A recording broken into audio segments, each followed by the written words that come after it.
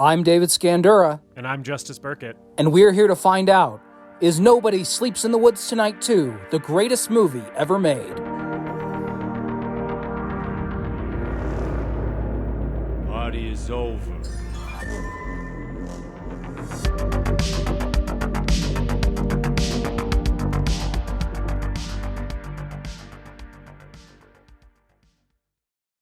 Welcome to The Greatest Movie Ever Made, the show where we watch a movie and tell you if it's the greatest movie ever made.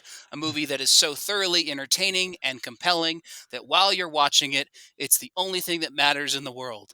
I am your host, David Scandura, and I am joined, as always, by my co-host and fat, redneck, Polish blob person, Justice Burkett. That's me. I'm the blob person. Yeah, David. So we didn't know anything about this movie going into it. We didn't know a goddamn thing about what we were about to get ourselves into. Really, what about our guest was going to get us into. And I got to say, whatever my expectations were, it is not the movie that we ended up watching. But those blob people are actually in the first one, which David, you might not be aware of because you didn't watch the first one. You only watched part 2, which we're covering today. I did a little bit more research and also watched part 1 in advance of this record. And those blob guys, they remind me of the boomers from the Left 4 Dead games a lot. Yeah.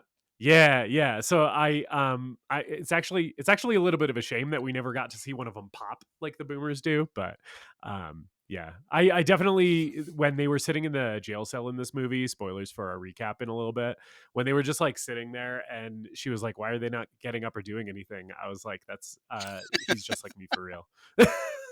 She's like, get up, it's time to start the apocalypse. And I'm like, no, I'm sitting, dude. I'm tired. Sitting Anyway. is the opposite of standing. Sorry. It's kind of like a nap. We should get into introducing our guest. Anyway, joining us for the second guest of the Greatest Movie Ever Made podcast, and the first guest for our annual Halloween Horror-thon. We are thrilled to welcome to the show Mr. Tony Moschetti. Hey, yeah, I think that. So I was not expecting you to watch the first part of this. I feel like that gives some interesting context to the second one, but it's totally unnecessary. I feel like because the second one, like you don't really. It's a completely different movie, and completely different movie than any other movie I've ever seen before. Which. Yeah, like big time. It's sort of like a Texas Chainsaw 2 situation, right? Where like seeing the first one basically just gives you more context on who the villains are and what they've been up to. Oh yeah, Leatherface. I know Leatherface. Yeah. Right. But it's like you really don't need, because the tone is completely different. Most of the characters, with a couple exceptions, are completely different. Also, a bunch of the returning characters, it like doesn't matter if you have seen them before. Yeah, it's like a lot of like if you watch them back to back, you're like, oh yeah, that was the old sex worker that was in one scene of the first one also. Right. But like, right. And like even the Nazi guys, I was like, are those the same Nazi guys from the end of the first one? I don't even remember because they just look like pasty, doughy Polish guys, you know? And there's a taller one and a shorter one. I don't know.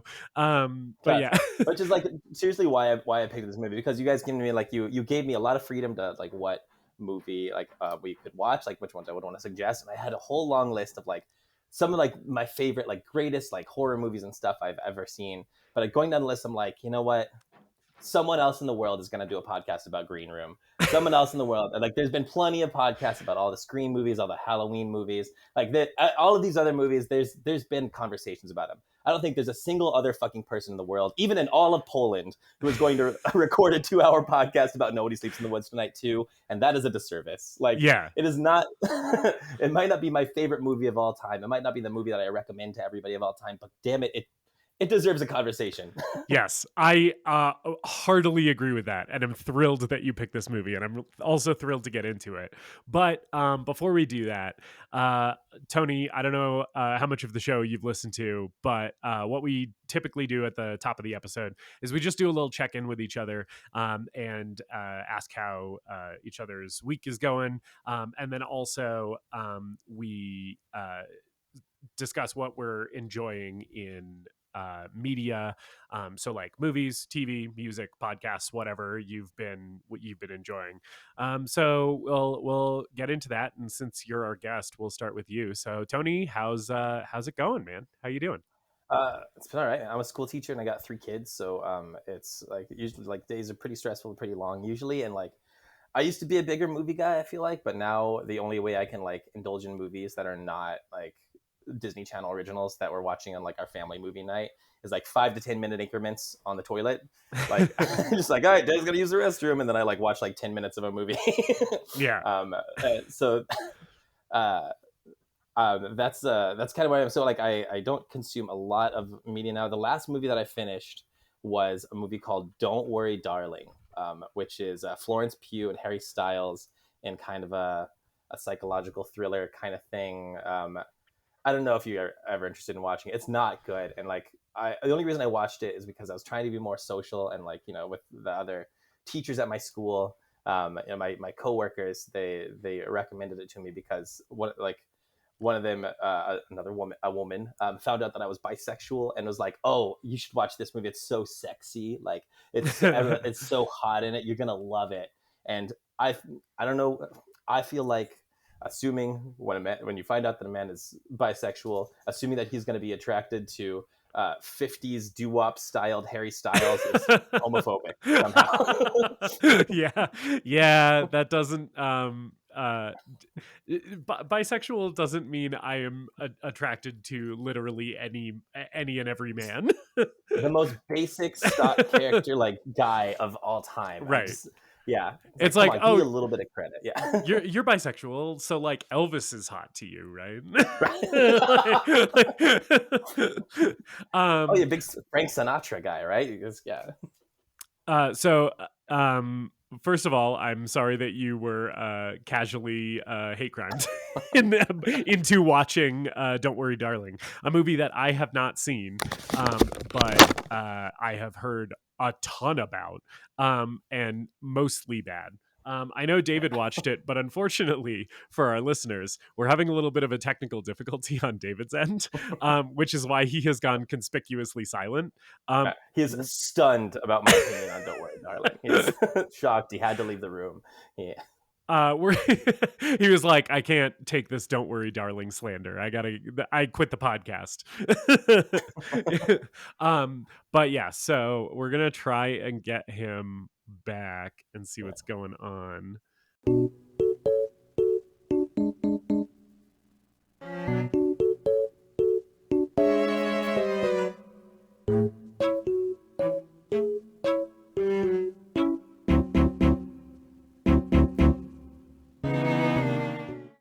I'm gonna kill myself. Please don't. I would like it if you didn't do that. I can't find an Ethernet cord, but I found other like various electronic cables and such. Maybe if I tie them all together, I can make a noose.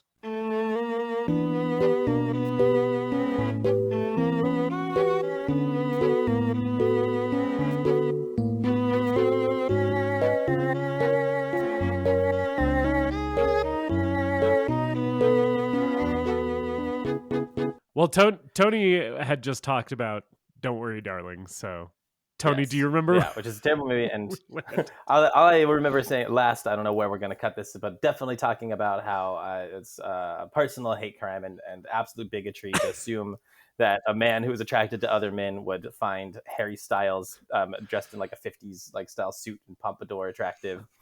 Because that's just such a stock standard white man. Like there's no flavor there. Come on now. Also like it's a bad movie, and so like I'm personally frustrated because like I said, like I only get to watch movies like at 5 to 10 minutes at a time. So basically that was like 12 bathroom breaks that I spent on this movie to get through it. Do you find yourself bailing on movies faster now, Tony, that you have less time to watch them? Like if a movie isn't like holding your attention, are you just like, nah, I'm giving up on this? No, I cannot bring myself to bail on a movie. Oh, There's really? been like only like on one hand I can count the times I've not finished a movie that I've started. I just really, because I always like hold out for like, well, maybe the ending will really fucking bring it back together or something like that, and it just, yeah. So I watched this whole thing start to finish, and it's really hard not to finish something still. Yeah.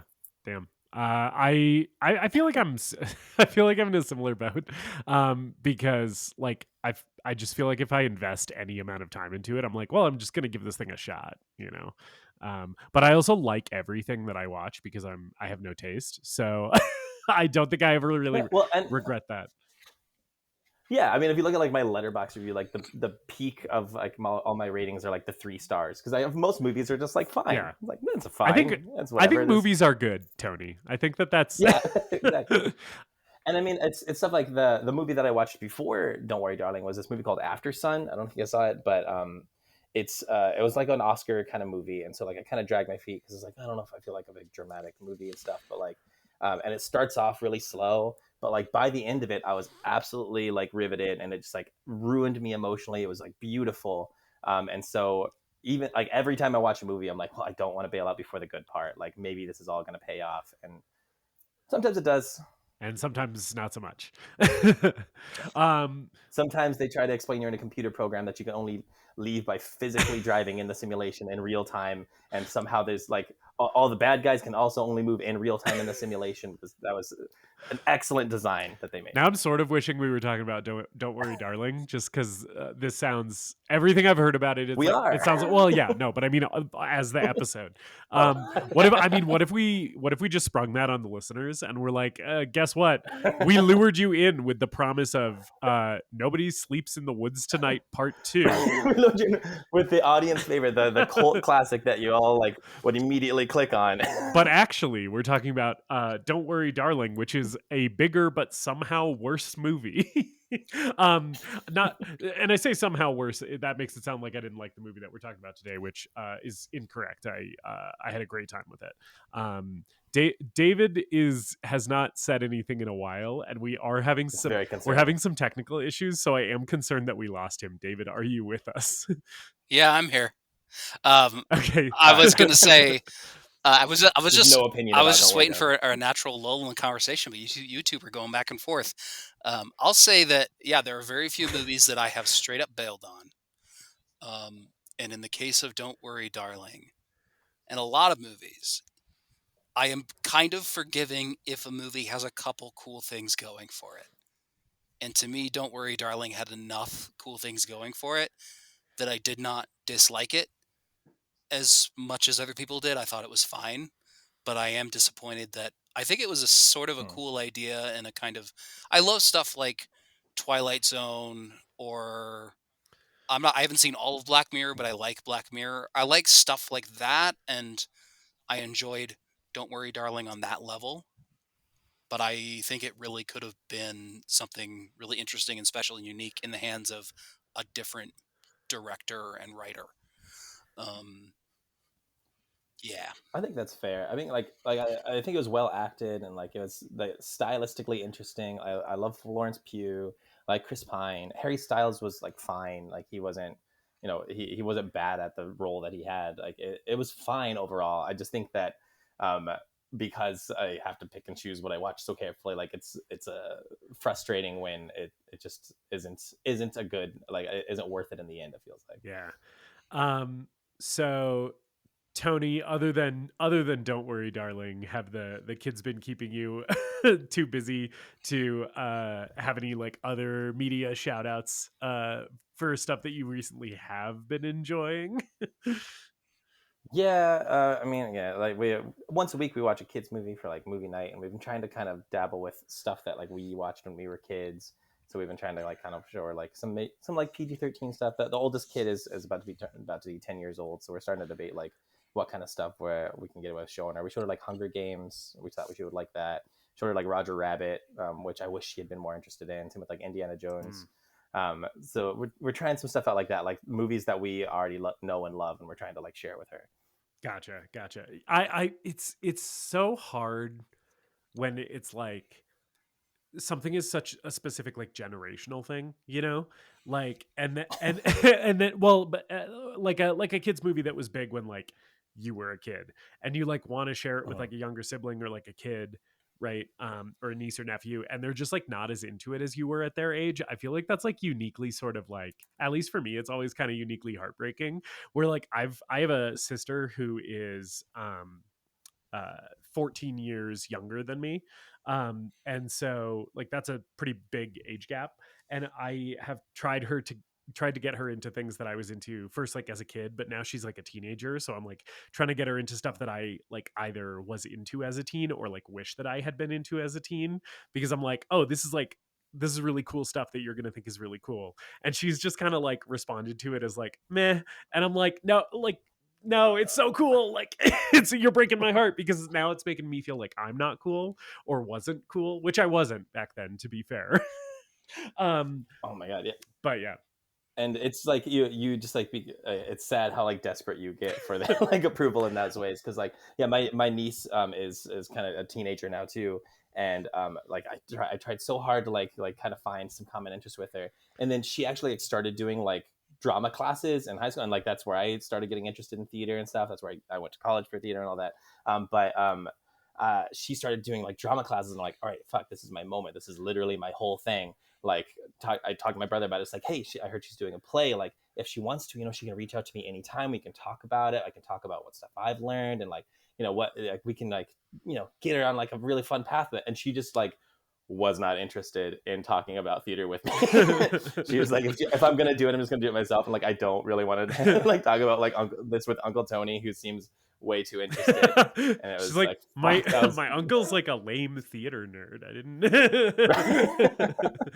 Yeah, it felt like when like if you like watch a football game and your dad's like, hey, your old man used to play back in the day, and it's like, all right, cool, right? Oh no, oh god, I hadn't drawn that equivalency, and now I'm getting depressed about that. It's a real bummer. Yikes. Man, time comes for us all, huh? The things that we thought were cool when we were young and cool, it just becomes lame so fast. Even if they think it's cool too, you liking it ruins it. Oh my god. It's just... Oh man, we're all old now, huh? Yep. Yes, we are. Sorry, it's been a while since I like saw or talked to Tony face to face, voice to voice, kind of similar to Dennis, where the last time I had a conversation with you like in person, we were in college. So it's just crazy that we're all so old now. It's been straight. And the last time 10 years since we've been in the same room. Yeah, the last time I've talked to Tony in person was he was in college and I was in high school in production of Macbeth that I had like I graduated the year you were coming in. Yeah, I had like 5 lines in that. And weirdly enough, every time I see a new version of Macbeth, I always compare the King Duncan performance in that to Tony. Like I watched I watched because I played your father in that one. We had I watched the Coen. I don't remember which Coen brothers did it, but the recent Macbeth adaptation, and it's like Brendan Gleeson is King Duncan, and I'm like, he's good, but not quite as good as Tony. Because for whatever reason, that's just like the foundational. Gleeson, yeah, I mean, he's been around the block, but come on, Tony kind of looks like a Gleeson. I would buy you as one of the like the lost Gleason sibling. Maybe I should sell myself like as that. I just call myself like Column Gleason or something like that, and that's my stage name, and just known as. They're like, yeah, he looks close enough. So David, since we have you and can at least somewhat consistently hear your audio, how are you doing, man, other than obviously the immediate technical troubles and anything that you've been enjoying in media this week? I'm fine. We should just never do guests again, I think, after all of these fucking tech issues that we've had on this episode and in the previous one that we did with Dennis. No, I'm good. The play is going well, at least on my end. Um, and as far as media I've been enjoying, I will do spooky recommendations, much like you did, Justice. I will shout out the album Preacher's Daughter by Ethel Cain, which I recently listened Hell yeah. to earlier this week.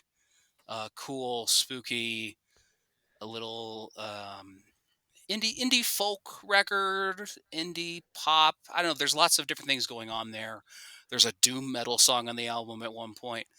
It's a Yeah, there is. it's a concept record about a girl who gets into an abusive relationship and gets murdered and cannibalized by her partner. Uh, and it's very interesting. And if you are sad and goth and are ready for these autumnal vibes, put it on. And I will also shout out the Brazilian movie Mar Negro, which translates to Dark Sea, kind of in the same vein as the film we're talking about today, a low budget foreign language horror movie that owes a lot to its influences. It's kind of the Brazilian Evil Dead. Has a really rough first half, I would say, to the point where I was like, it was one where I was wondering if I was going to finish it. But the second half happens, and the second half is pretty kick-ass. So I will give a light recommend to the Brazilian film Mar Negro, directed by Rodrigo Arago. If to those interested parties who can put up with a bad movie like we can. And like we often do. Yeah, awesome. Yeah, that Ethel Cain album rocks. It's really, really good. I particularly enjoy the song, I don't know how you pronounce it, Ptolomea, which is the doom metal sounding track that David mentioned. Also, most people listening have probably heard at least of Ethel Cain, but we're 30-year-olds. David and I, in the case of David and I, 30-year-old straight white guys. So it's probably hitting us last out of literally everybody in the world. But it's still a good album, and if you haven't checked it out, do that. Yeah, and then on my end, I am recovering from COVID this week, which has sucked. I have been very, very sick, but I'm starting to feel better. I'm like 90% of the way back to normal. So that I would highly recommend anyone out there who has not gotten their most recent booster to get that, because you don't want to get it. It fucking blows. Breaking news from the Greatest Movie Ever Made podcast. A big thumbs down to COVID. COVID-19 is bad, and you don't want it. Hot take. And the COVID-19 booster is the greatest booster ever made. The greatest booster ever made. Yeah. But yeah, so make sure you're current on all that stuff, and also make sure if you're in an area with high transmission, make sure that you're masking when you're indoors with other people, because I know that a lot of people are not doing that anymore, and maybe it's a good idea to keep doing that, or to start doing it again. I don't know. Just after this brush with it, I'm like, public health is important. It's easy to forget, because like I know that was all of us in 2020 and 2021, but it feels like by 2023 everybody's kind of like, oh yeah, that was a thing that happened in the past, and it's like, nah dude, it can still fucking lay you out on your ass. And it sucks. So yeah, but beyond that situation this week, the Podmaster was also down with it, so it was just been sick times in our household. And as part of sick times in our household, we watched Paddington, which is like not a movie that either of us would normally watch. Like, likes cute stuff, but like we don't watch a lot of kids movies. The Podmaster and I don't have any kids, and we don't really interact with children at all. Children are sort of a non-entity in our lives generally, so like children's media is like not a thing that we tend to consume. But for whatever reason, we were both feeling really, really sick. We both kind of felt like shit. And we were like, we need something happy that's going to make us feel a little better. And both of us had heard Paddington was good. So we watched it. And Paddington fucking rocks, you guys. Paddington is a good ass movie. I know you've both seen it, but that shit is good. Yeah, I haven't caught Paddington the 2 is even yeah, I haven't better, got the man. sequel yet, and everyone says the Paddington 2 is even better. So Paddington and Paddington 2 are like presented as like sweet, like just like whatever charming kids movies and stuff, but like are actually probably some of the best like anti-capitalist, anti-prison industrial complex movies of the past like decade. Yeah, and the first one has like an huge like anti imperialism like streak to it, which I was like not expecting, and I was like, oh, this movie is like talking shit about British imperialism, and that rocks that they're doing that in a kids movie about like a cute little bear, you know. But yeah, so definitely check out Paddington, even if you're like a gorehound horror fan like me. Who normally wouldn't watch something like that, because it's such a sweet movie and it's so well acted. Like there's so many good jokes, so many good performances, very artfully made, and a fun time. But that is not one of my Halloween horror-thon recommendations, because there is nothing scary about Paddington. So other for other Halloween than other than the cold iron grip of the British Empire. Right. Yeah, well, and Nicole Kidman with a dart gun. She's a little scary in that, and very, very pointy high heels, which is by turns terrifying, but also pretty hot. It's my Totally. favorite combination. It's terrifying and hot. So anyway, so for my Halloween horror-thon recommendations, for a horror podcast for you to go listen to, if you like short form horror audio stories like I do, go listen to the podcast Knife Point Horror. That's my shout out on the podcast front this week. Knife Point Horror is a little bit more literary and less in like the creepypasta vein than some of the other ones I've recommended. So they tend to be a little bit more well written, and the horror tends to be a little bit more subtle. And so those are fun, kind of evokes, Edgar Allan Poe type stories, although the writing is a little bit more modern. And they're all narrated from like first person, and like they're all also narrated by the same guy who is also the author. So it's like a one-man operation, and it's just kind of impressive that he like writes all the stories, records them all himself, and puts them up. And there's like no music, he doesn't do any like audio engineering. It's just his voice telling a story, and they're still pretty compelling. So go check that out if you're into stuff like that. And then also I would recommend, along the lines of David's recommendation, for the Ethel Cain album. Fall always, in addition to being the spooky season, just kind of gets me in that sort of general mood to consume something a little dark, maybe a little sad, and maybe just something that feels chilly, and I would recommend in that vein the 4-part album series, The Migraine in 4 Parts by Kira McSpice. It's a series of concept albums that all tie together, and each album is inspired by one phase of a migraine headache. And she has a playlist on her Spotify page. It's Kira McSpice, Kira McSpice, MC, the word spice.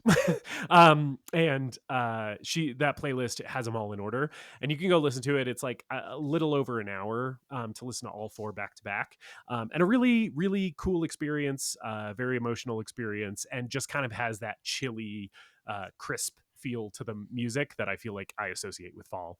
And a lot of it is like very sad and very mournful sounding. So if you're in the mood to get a little depressed, to get a little down, I'd recommend that album series, because it feels like fall to me. I'm not going to do like a horror movie or horror TV show rec this week, because I've been sick with COVID and my brain is soup, and I didn't prepare anything. So those are my Halloween horror-thon recs for the week. Okay, so I think we should get into our discussion of the flick itself. We are talking about Nobody Sleeps in the Woods Tonight 2 from 2021, directed by the Polish writer-director Bartosz M. Kowalski.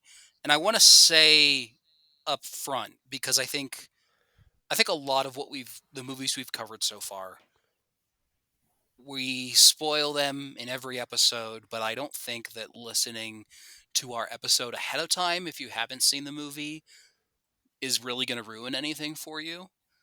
I might posit that you should watch this movie and then come back and listen to this episode. Yeah, I completely agree with that. Yeah, I think if you are in any way interested in horror movies or weird shit, this movie is worth a cold watch without you knowing anything about what happens in it. Fully agree with David. Yeah, we all like this And movie. You kind of have to because it. Go ahead, Tony. I'll just say you kind of have to because this movie does not have a complete Wikipedia page. The first one does. The first entry, Nobody Sleeps in the Woods Tonight, does have like a full plot summary on Wikipedia if you want to kind of spoil it for yourself. And that one's pretty much more kind of the run-of-the-mill horror one anyways. But like this movie, no one bothered to write a plot summary on Wikipedia, so you kind of can't cheat if you want to experience this. You have to go in all the So way. we may be the only ones putting a full plot summary of this movie on the internet at this point. If it's not even on Wikipedia, it's like we might be the only ones. Yeah. I'm not saying this is like Fight Club or anything like that. It's not the biggest life-changing plot twist you're ever going to find, but take it from us. We all like this movie to varying degrees. Go watch it. It's on Netflix, and then come back and join us for our discussion.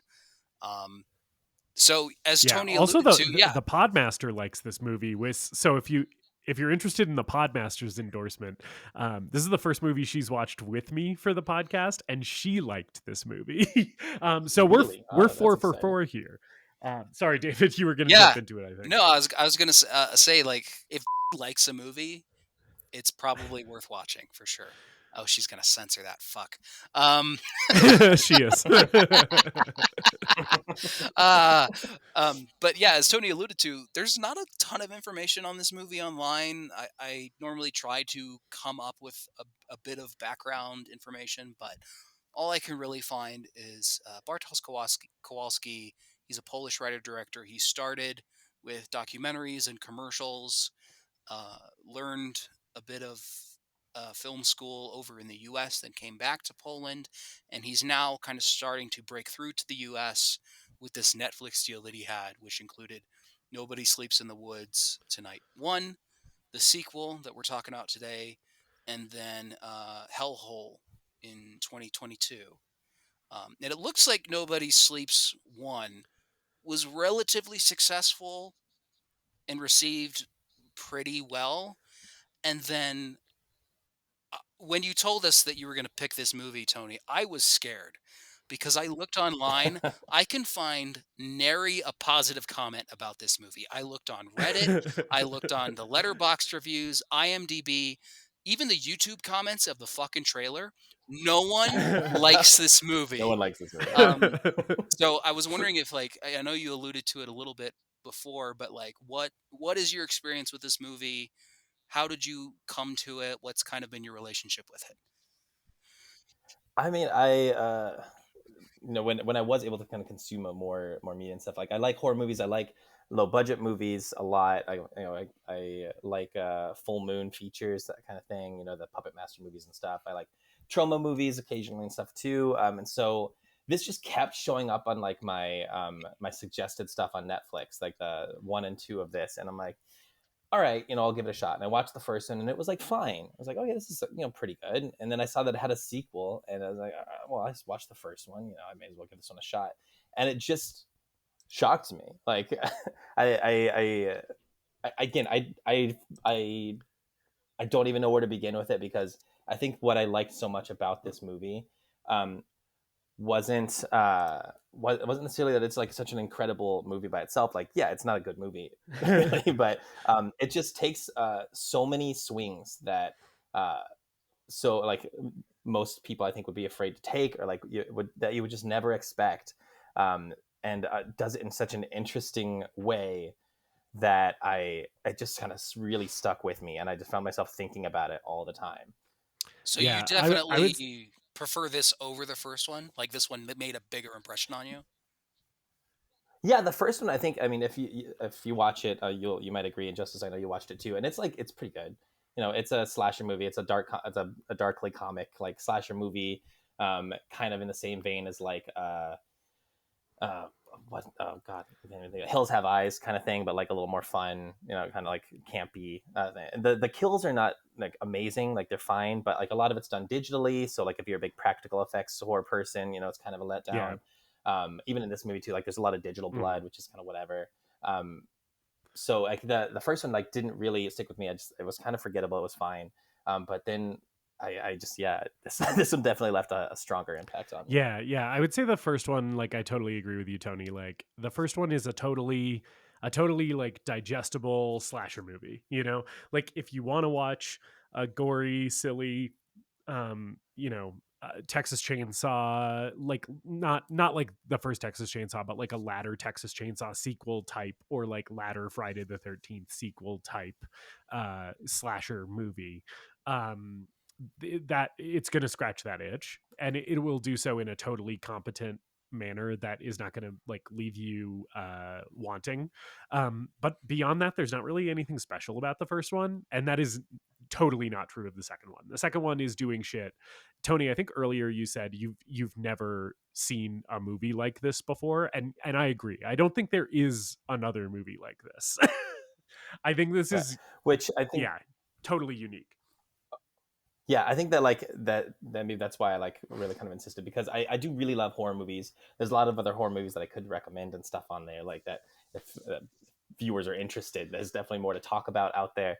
But I mean, in today's like landscape of just like so much consumable content and stuff, I think a lot can be said about originality, and that's definitely what this one has. Yeah, Agreed. and in the low budget market, there are so many movies that are marketing themselves as throwbacks to 80s slashers and throwbacks to this and throwbacks to that, and kind of getting their money through crowdfunding and stuff like that.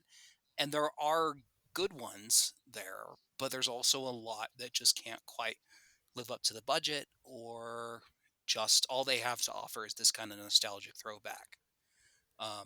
And I think I'd agree. I think there's stuff going on in Nobody Sleeps in the Woods Tonight too that elevates it slightly above some of those other films that it's kind of standing alongside. Um, so let's jump into it. Let's get into the discussion of the film. We open in this kind of French Revolution, eyes wide shut looking ass dance party. Yeah, like a Regency dance. It's Yeah. like palm to palm, and they're like doing the little circles, and everybody's dressed like Marie Antoinette or some shit. With Which very fake looking vampire teeth, which took me a while to notice. I was like, those look like vampire teeth that I could drive down to. Well, we don't have a Spirit right now, unfortunately, but I could drive down to Spirit Halloween or a Party City and get fake vampire teeth for that. Yeah, this first sequence, this like kind of action movie sequence, looks like shit to the degree that like I know that wasn't on purpose, but it made it much funnier to me. That like it's the vampires suck so much ass, and like the action choreography of it, of the fact that like he doesn't move at all, he just stands stock still, and vampires just kind of get into position in front of his gun and just stand there like sneering until he shoots them. It honestly felt like one of those like rail shooters that you play at like an arcade, like Time Crisis or like House of the Dead, where you kind of just like they kind of just pop up and like brah, and you just shoot them until they explode. Yeah, like, and some of the digital blood that you were talking about, Tony, is especially egregious in this sequence, partially because it's so brightly lit, whereas later when we have some digital blood, it'll be in the darkness and it looks a little bit better. But like here, it's really like brightly lit digital blood, and it also kind of looks like shit, which again, we'll get to it in a second. But this is a dream sequence, right? And like I think that the vampires looking like shit and the choreography being bad and the digital blood being bad like sort of works for me. because this is in this guy's head. So essentially what happens here is like we got our Regency dancing vampires, right? And they have like a damsel in distress who's like chained up, being drained of blood. And our protagonist for the film, Adam, comes in and he's looking like a total action movie badass. He's got the sunglasses on. He's got a shotgun. Less than 2 minutes into this movie, we have a head explode and brains and skull fragments land on the camera.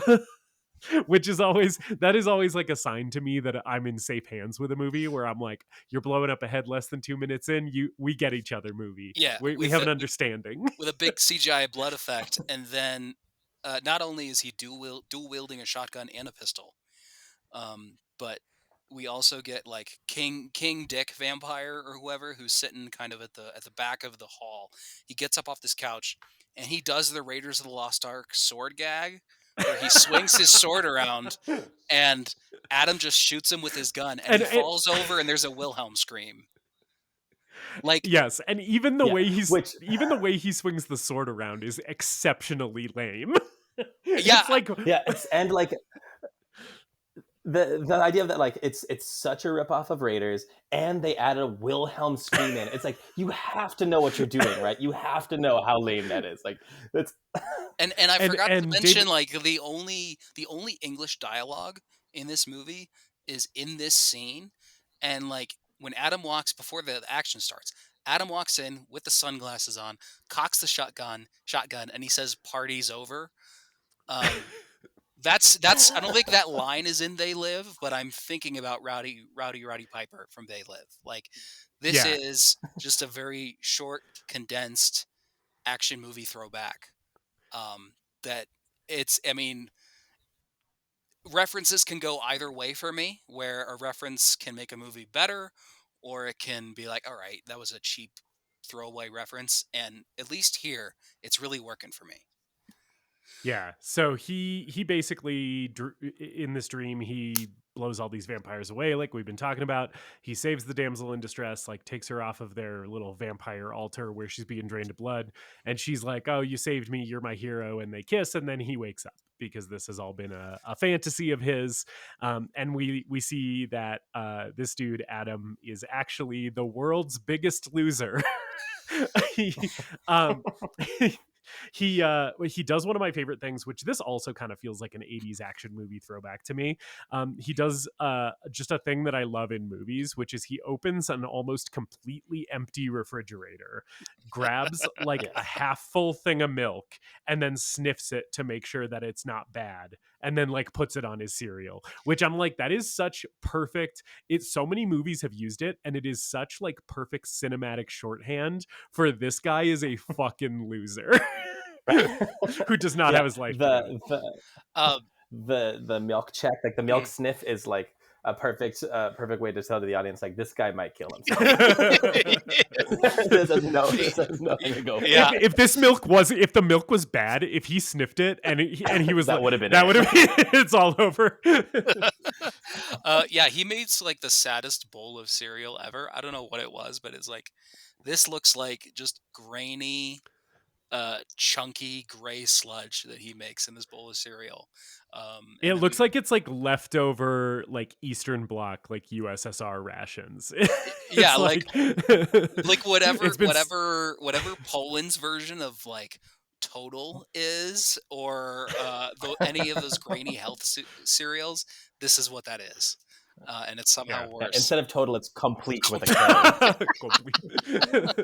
So he eats his bowl of Complete, and he gets a call from his boss, because we find out that Adam is a police officer in this like small kind of rural town, and he gets a call from his boss, who's like the police chief, asking him to bring 2 hot dogs when he comes into work.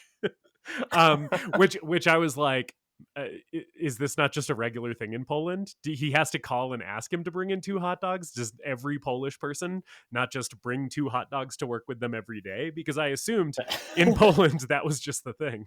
That was what their vending machines were. Yeah, just like sausages. Right. It's like in America, like you leave the house with, I don't know, like nowadays probably like a, I don't know, protein bar and a breakfast shake or whatever, and in Poland it's just 2 hot dogs and 2 orange juices. So he goes to the little a little store. Wait. Oh yeah, sorry David. He's getting ready for work, and there's a Maniac Cop poster. Maniac cop mentioned. Maniac cop mentioned. Maniac Cop reference. Yay! Yay, I'm in safe hands. The cinematic masterpiece Maniac Cop, which we will be covering on this podcast if I have my goddamn way about it. Fucking bring me back for that one, man. Maniac Cop.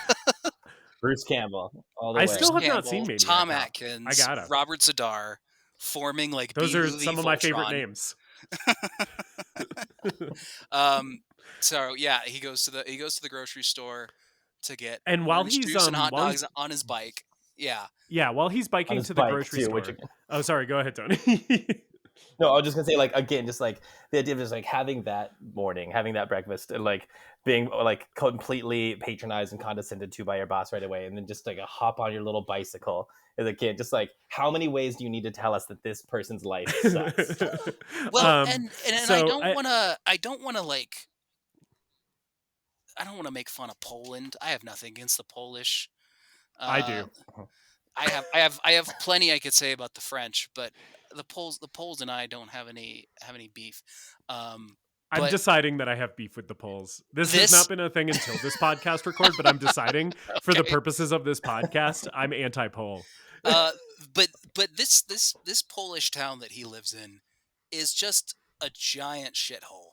Like every building in this fucking town is the most rundown that a building could possibly be, without like just being a foundation, basically. Both of it's funny that you talk about like the. Oh, go ahead. I was just going to say both of these movies, both the first one and the second one, make Poland look like an absolute hellhole. Like neither movie is like Poland is like a place with nice places and nice people in it. It's like, no, everything in Poland is dog shit. This is a Call of Duty multiplayer map, but an entire country. The convenience store that he goes to in this next scene is like, if this were like Texas Chainsaw Massacre or like some kind of cabin in the woods story, this would be like the convenience store that they stop at where they meet the creepy guy who like warns them not to go into the woods, but he just like goes there for lunch. Yeah. It's like everything is like red flags in a horror movie, but he's just like, yeah, this is where I get my hot dog. Right. This is like the store that like Jamie Lee Curtis goes into at the beginning of Halloween before Michael Myers starts stalking her. Like, this is the nice part of this movie. Right. But yeah, so he goes into while he's biking to this Fallout 3-esque husk of a store. While he's biking there, we do get a really good piece of this score in this movie, which kind of has this warbling the Podmaster mentioned the instrument that she thought it was like a theremin, right? It's kind of this just like woo like sound in this score, and I don't know about you guys, but I fucking love this theme. It's also used in the first one, and I think it's one of the strongest parts of the movie for me. I think this score is really unique and kind of rocks. I agree. Yeah, it's like I'm not a musician. I couldn't tell what kind of instrument it was, but like, yeah, it reminded me a little bit of like the synthesizer scores from like 80s movies, but like it's a little like, I don't know, it's like a little sadder. Like everything it is kind of twinged a little bit with like a little bit of despair, a little hopelessness. Yeah. So he bikes to the store while the score is playing, and he walks in, and there's like just a scary tattooed, again, like he looks like he is a member of like the Sawyer family from Texas Chainsaw, but he's just a guy running a store.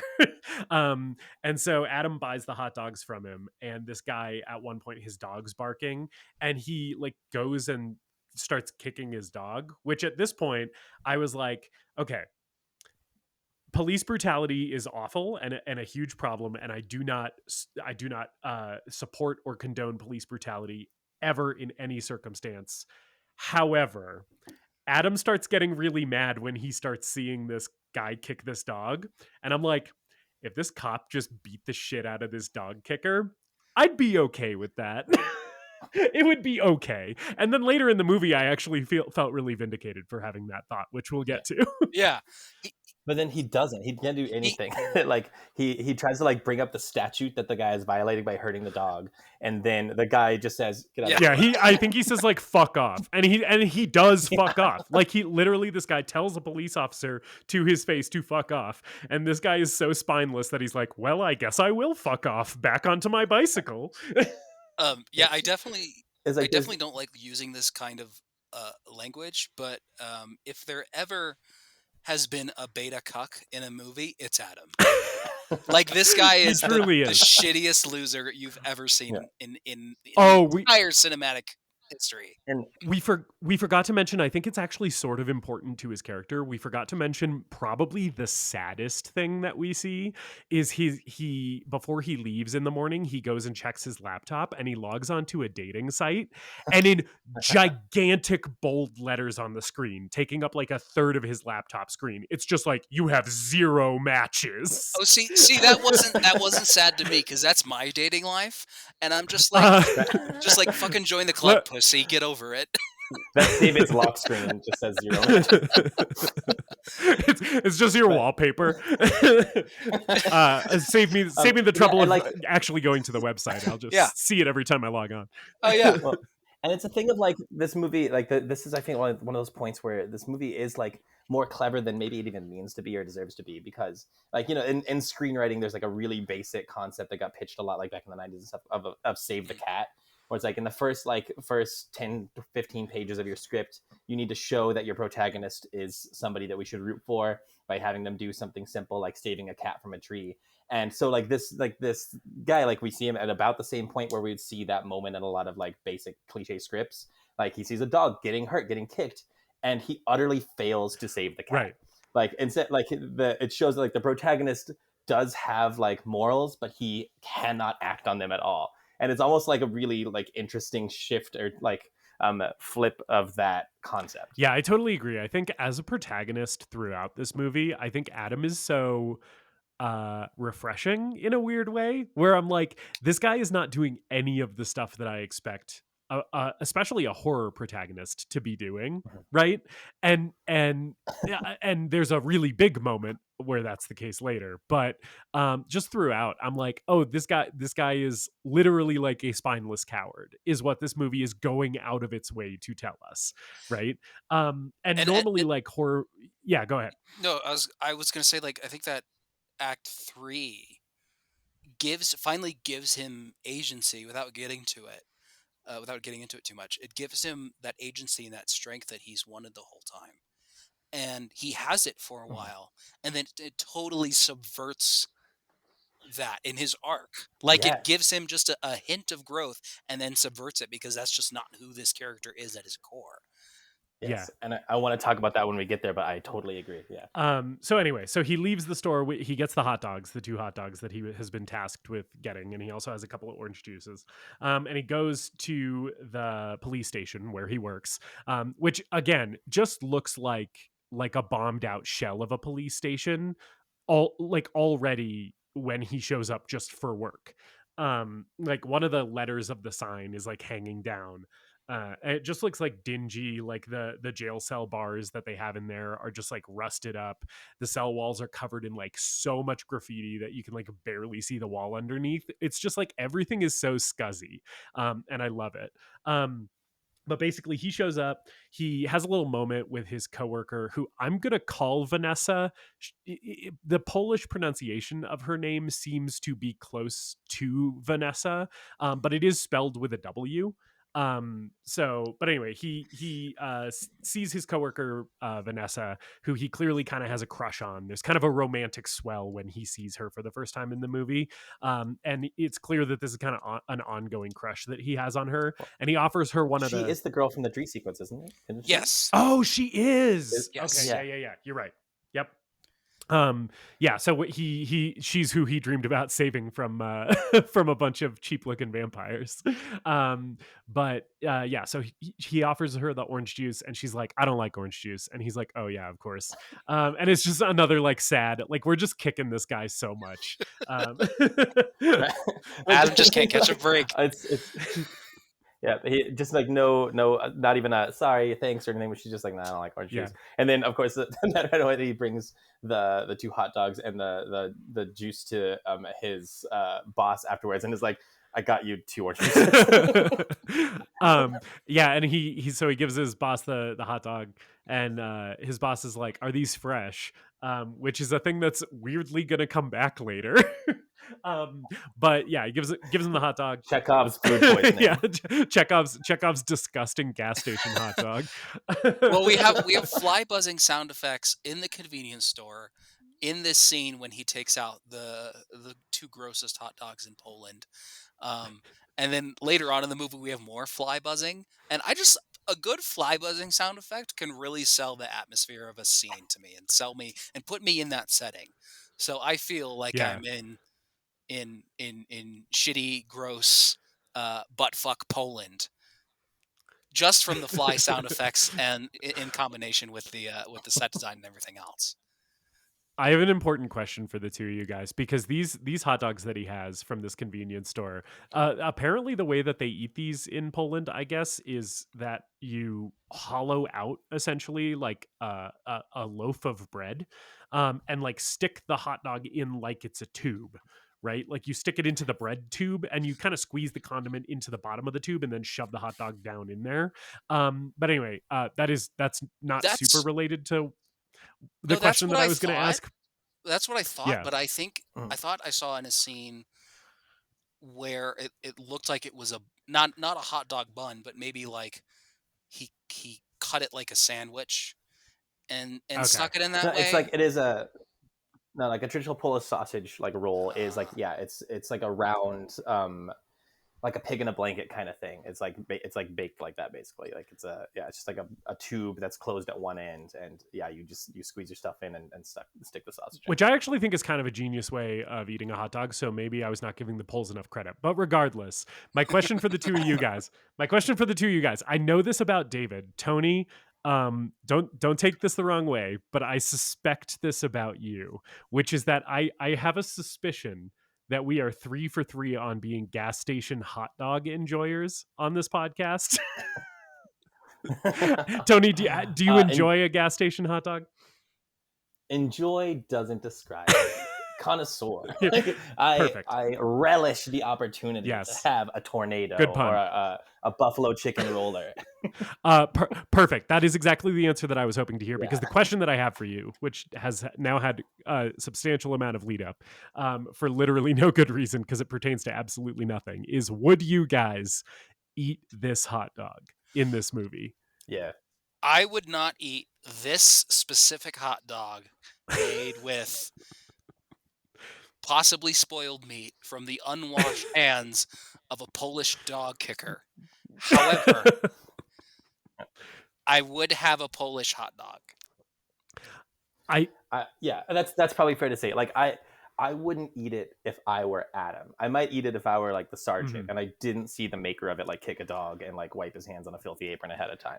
I'd probably give it a perfunctory, is this fresh, and then try it out. But I don't know. I think I'm the most disgusting person among the three of us, because I was watching this scene and I was like, I'd probably still eat the dog. I don't know. Even with the Titanic dump that Sergeant has to take later. Sorry. Before the Titanic dump. However, when that Titanic dump happened, I was like, been there, dude. I have eaten my fair share of gas station hot dogs that have had this exact effect on me. So I fully understand what this man is going through. But no, before the outhouse run, I was like, I'd probably still eat the gas station hot dog. I've eaten some gas station hot dogs from some truly like abysmal some that have been birthed from the wombs of some truly abysmal looking roller grills. So anyway, enormous sidebar that is totally came to nothing, and the Podmaster will probably want to cut out. But it just got me thinking about those gas station dogs. Anyway, so he's having a conversation here with the police chief, right? Yeah. I'm assuming this is the sergeant explaining the plot of the first movie, where There's a Correct. girl in the back of in the back of the jail, the sort of jail cells that they have, who showed up yesterday, who was talking about this meteorite that came down, and all her friends were killed, and these kind of mutant people showed up, and she killed them. And there's two of them in an adjoining cell in the back, and they're just these fat, redneck, bloated, like mutants with like these boils all over them. So I'm assuming that this is like our protagonist from the first movie. Her name is Zofia or Zosia. I'm not sure exactly how to say it. Yeah, Zoshin. Yeah, Yeah, and you're right, David. She is the final girl from the first movie, and the two yeah. like boomer from Left 4 Dead looking guys are Yeah. the two the slasher villains from the first Yeah. film. For context, like the ending of the first movie is her stabbing one of them a bunch with a machete, and then running over the other one a couple times in like a cop car, and then driving away in the police car. And then the last shot is both of the boomer guys like waking up in their respective places while like police lights start to kind of close in on where they're going. And that's kind of where the last one ends. Yeah. So this basically this first one, honestly, this picks up directly from the end of the last one. Okay.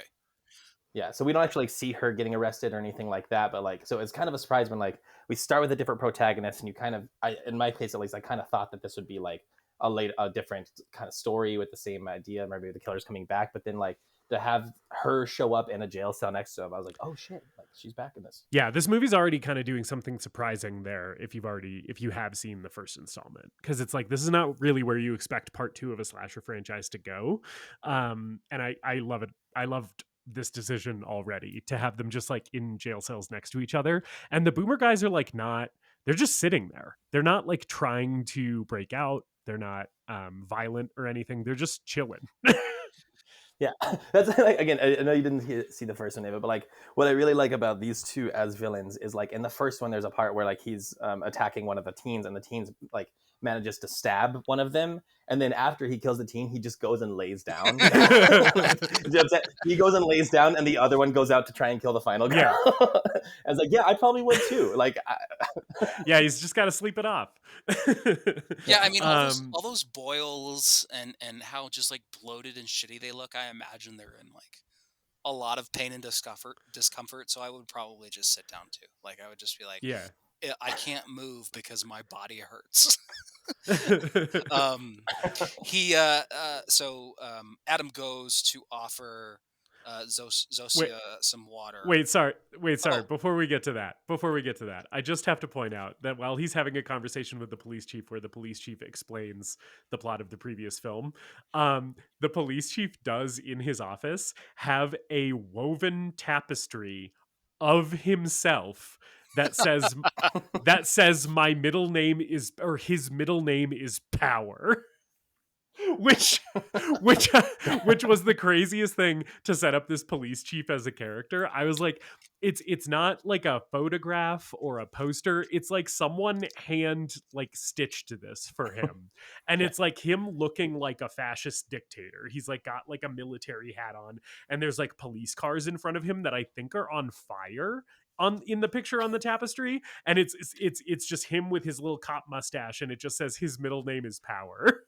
Which, yeah, this movie is not subtle with the characterization. It's like immediately like 50 little signs that Adam is a loser, and like this guy is the biggest piece of shit that you're ever gonna meet. Also here, I did want to point out that this is the first time when the police chief mentions that he doesn't really know how to deal with this situation, because there's a bunch of bodies from the first movie, from all the people who got killed, and he was basically like, we called in special forces from Warsaw, and they're going to come help us deal with this. I just wanted to, because that's sort of an important plot point. But yeah, but yes. So Dave, and when he offers the water to Zosia, this will be an important plot point later. They kind of have a little bit of a connection, and they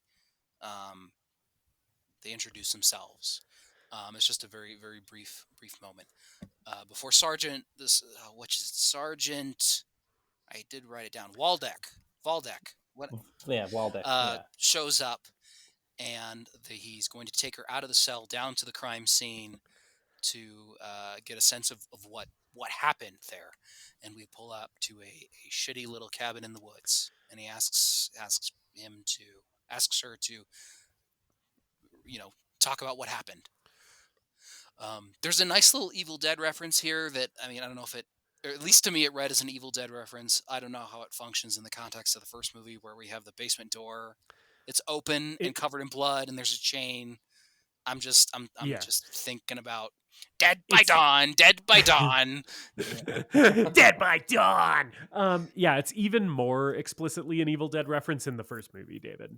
So you are correct in calling that out, because we even get in the first movie, I think, a shot of someone like taking the cellar door and they're going to hide in the cellar, and it's almost the exact shot of like a person's head kind of peeping a little bit out of the cellar door with it slightly open. It's like almost exactly an Evil Dead shot in the first movie at one point. So yeah.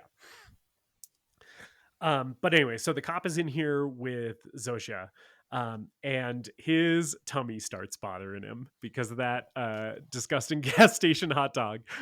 So he is in a predicament that I would have found myself in, because I would have chowed down on that thing. And he's got to run to the outhouse. And before he does that, he uncuffs her. Does he uncuff her entirely, or does he uncuff her hands from behind her back and then put him cuffed in front of her so that she can sit down? Well, so he handcuffs her to the bed. Oh, that's what it is. Yeah, like he takes one off and then he handcuffs her to the bed.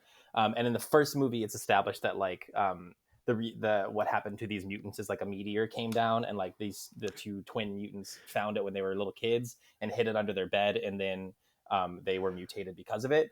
And so she has already tried to explain all this. I really kind of like the sequence again to set up like how bad of a person the sergeant is, and like how avoidable all this is because like he's been like entirely dismissive of everything that she's been saying, and like the fact that he just like brings her back to this like scene of incredible trauma that she literally just went through like hours ago, and is like just kind of like so dismissive the whole time, not even like looking her in the face, and is like, all right, walk me through, which one of your friends died here first, like where did they get the machete that they killed each other with, kind of thing. And then like just like handcuffs her to the side of this bed so he can go take a dump at the crime scene. And well, she's like, no, please, not here, no, please don't leave. Like, yeah, he's being a real dick to her this whole time. Like even before, like Tony, when you were mentioned, he's trying to like get her to go into the house. He's kind of like shoving her around a little bit, and he's like a big guy, and she's like a little teenage girl, and it's like it's very fucked up. So ultimately, when he meets his fate here in a couple seconds, we're not that sad to see him go. He does exit this outhouse, or when he does. Well, I'm a little bit out of order here, but when he does come out of the outhouse, he is not covered in shit, and I did not see toilet paper in there. So bro's dying with a really poopy butthole. In Poland's stinkiest outhouse. But before it does look like the outhouse from Shrek Swamp. Yeah. Right. He comes out. Yeah. You know, I'm sure with this movie's budget, they probably could have just saved a couple. You know, raised a few more $1,000 to license All Star for one throwaway reference. They should have used a Polish cover of it. 87 minutes of theremin and then a Polish cover. Hey, now you are All Star. Get game on. Go play. But yeah, so while he's taking his big old stinky shit, the meteor under the bed cracks open, and some icky black goop, like it's Spider-Man 3, comes out of this meteor and starts crawling up to Zofia's feet. And she actually knows what this means, because in the first movie, there is a character who kind of knows the origin story of the boomer zombie twins, and explains to her how it happened. So I think she has an understanding that she's kind of fucked here, but she can't do anything about it because she's handcuffed to the bed. So and Sergeant comes back, and Zofia's gone. Her handcuffs are on the floor, and I wanna make sure I'm right about this, because I'm pretty sure that I am, but it took me a while to catch up to it.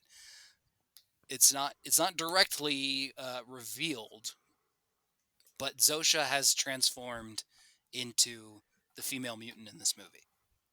yes, correct. Yeah. Yes. Yeah, which again is like another kind of, this is one of the most kind of shocking things, is like, because she was the final girl in the first one, and like was a pretty good final girl. Like she served the purpose pretty well, and so it was a little bit sad, like, but very interesting of a decision to like essentially turn her into the villain of the second movie, like out of nowhere. Yeah, I loved this move by this movie. I was like, so few slasher movies. Like, it's pretty commonplace for a slasher franchise to like bring back the original final girl and then kill her, but almost none, if not no others, turn her into the killer. Which I was like, that is like so cool and weird and fun to do, to like flip the genre convention like that. So I really like this choice. Yeah, and I couldn't quite tell because a lot of the kills in this first half of the movie are kind of obscured and not as explicit, so you can't really see, or at least I couldn't really see what attacks a sergeant in a minute here. Um, and I was also watching it on a really low quality. I've been having internet troubles today, I guess, so the video quality was not Are you great. sure? Yeah. So I didn't click with me until the third act that like, oh, that's Zosha, and she didn't just like run off into the woods and survived or anything like that. So Zosha leaps onto the sergeant as he's investigating around this house, trying to find her, and the shot is framed that he goes in through this doorway and gets pounced on and is dragged Mhm. off to this to farther down in the hallway, and she runs back across the frame, and he's So pulling fast. himself She's along. like, gotta go fast. Yeah, she's booking it, and he starts pulling himself along the floor. And as he climbs his way back through this door frame, we see that he has no legs, which is pretty awesome. I'm gonna say it. That shitty butthole is That gone. butthole is his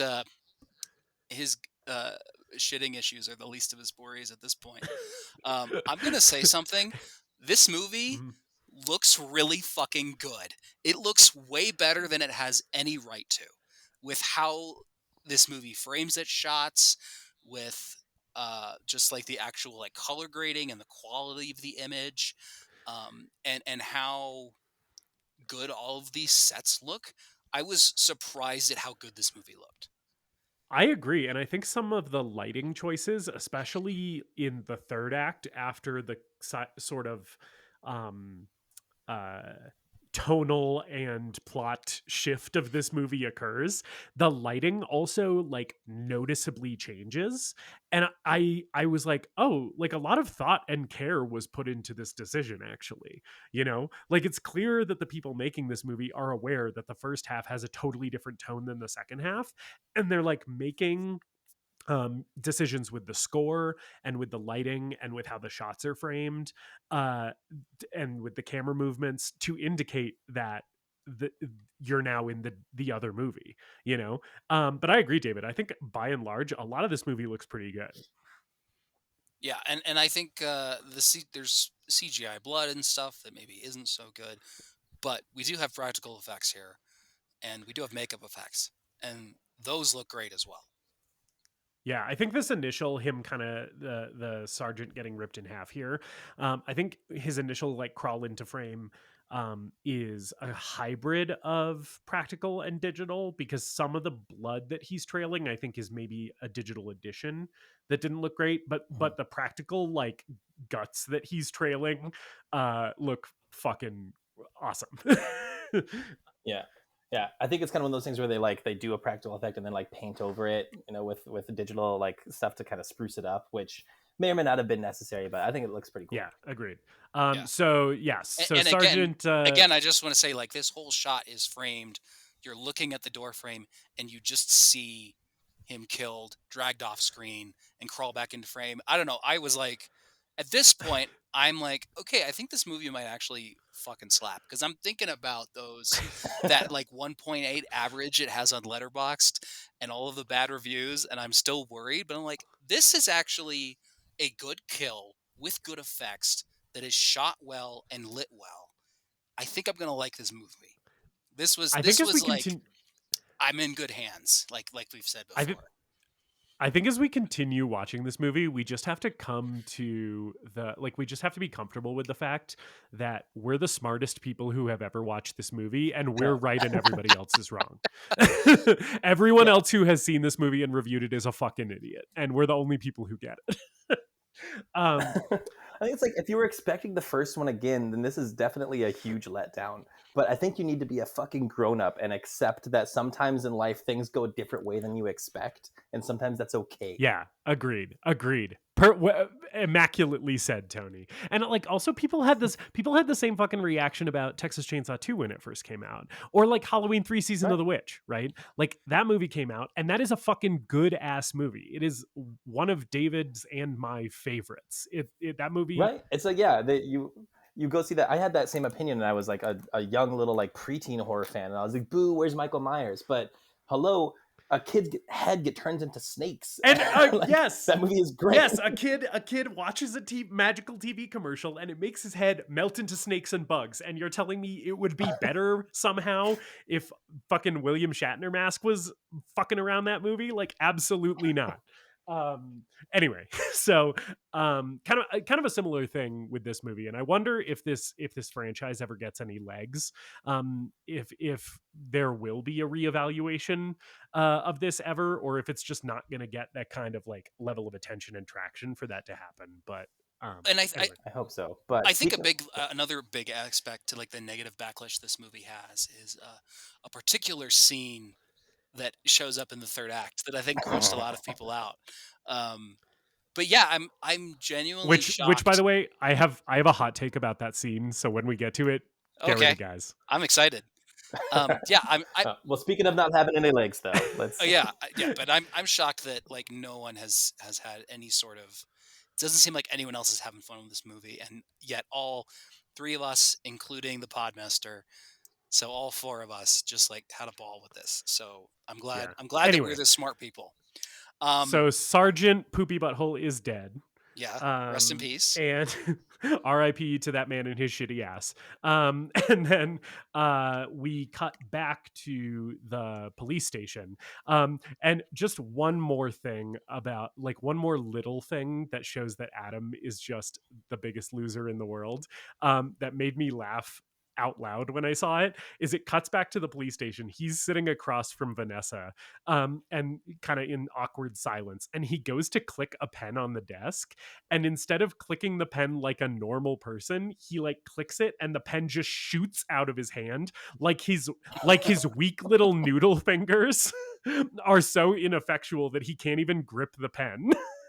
Like it just clicks on the desk and then just rockets up into the air, and he just gets this look on his face like, oh fuck. Like he's just like, I look like such an asshole. And I just that little tiny moment, that like blink and you miss it, just made me laugh really hard. And I was like, that is such a perfect way of letting you know that this character is like the universe's joke. You know. But anyway, so it's a very good like second beat of the like his improv character. Like the first act like justifies all that, and then we come around for the second beat and like we just escalate. Yeah. Which to your point, Tony, I'm like, I wonder how much the movie is aware of stuff like that and doing it on purpose, and how much of this is just like a beautiful accident. You know, like it feels intentional, but like this movie has so much sincerity and isn't winking at you to the point where I'm like, do they know? And I kind of love that about it. But anyway, so he's basically to Vanessa, he's like, it's weird that he hasn't come back yet, right? And Vanessa's like, actually, now that you mention it, you're right. That is really weird.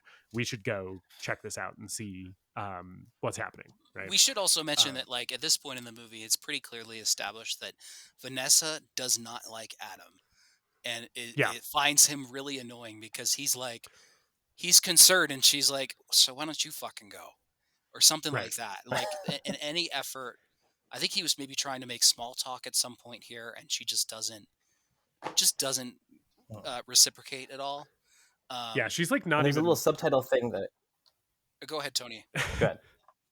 I was gonna say there's a little like subtitle thing that I noticed too, where like sometimes these her and like the two characters are about to meet, like the citizen police whatever characters refer to him sometimes as Adaj instead of Adam, and I was curious like what that was about, and I looked it up, and it's apparently like Adaj is like the diminutive form of Adam, so it's like calling him like little Adam, and like calling like a guy named John Johnny. Right. So they're just like, even in this, like all the other adults are being condescending and patronizing to him and like not taking him seriously in that little way. Gotcha. Which I mean, I guess was like, if I were Polish, I would have picked up on that right away, but it's kind of interesting. That is interesting, and I'm glad I know that now, because that adds like another little dimension to this. Yeah, so anyway, so him and Vanessa go to check out that the cabin where the sergeant took I forgot the Zofia. final girl's name already because it's so Polish. Zofia. It's too Polish. My brain can't. My brain just blocks any name with a Z where I don't expect it to be. It's just like my brain tries to translate it and it just fritzes out. But yeah, so they're going to the cabin where Zofia and the sergeant went. There is a moment here where Adam just totally beefs it, and he's like, I don't even remember exactly how he phrases it, but he's basically like, I have something to tell you, or like I just noticed something or whatever, and he's like, how beautiful you are, and she like complete stony faced, like no reaction to this. She's just like, well, that's weird. You know, and so he's striking out here again, and immediately after that he buckles his seatbelt in the passenger seat of the police car, which is again just like a funny little visual moment to me. But then they show up at the cabin. They find the sergeant, who has been effectively ripped in half, and Adam just starts freaking the fuck out, which is realistic. I mean, he's a small town cop. He's never seen anything like this before. Yeah, and you know, they're not going to have backup until the morning. So Vanessa thinks that Zofia killed him, and they should take off in the woods to go look for her. And Adam's just like, we got to stay here and hold out, and he's just flipping out, and he can't keep it together. Vanessa's like, you know, you got to remember your oath. You know, we're police officers. And I love this line where he says, my oath doesn't matter. Voldak has been split in fucking half. I love it. It's so good, because it's like in any other horror movie, this would be like the side character that like the final person has to like slap in the face and say, get it together. But we're supposed to be like rooting, like he's our audience surrogate. Which it's like if the Bill Paxton character in Aliens were the main character. Yeah, which in a weird way, later on in the movie, briefly Vanessa sort of does become the final girl of this movie, and so it's very interesting that like it is almost like we're seeing this from his perspective, but she is the final girl, right? Because that's almost how it plays out for a little bit, like to a point. But anyway, luckily enough, Zofia has 2 redneck Nazis on speed dial that she calls the territorial defense. We cut to these 2 fat trailer trash guys, and yet we got a Nazi flag framed right in the middle, right in the big middle old of swastika. that wall. They're watching some like shitty fortune teller show. So what I've learned based on this movie is that Polish rednecks are not at all different from American rednecks, which is some of them are Nazis and they like watching shitty TV. Yeah. And when she basically is like, we're not alone out here, we have the territorial defense, and she immediately calls literal Nazis, I was like, first of all, cops in league with Nazis, color me shocked. Wow.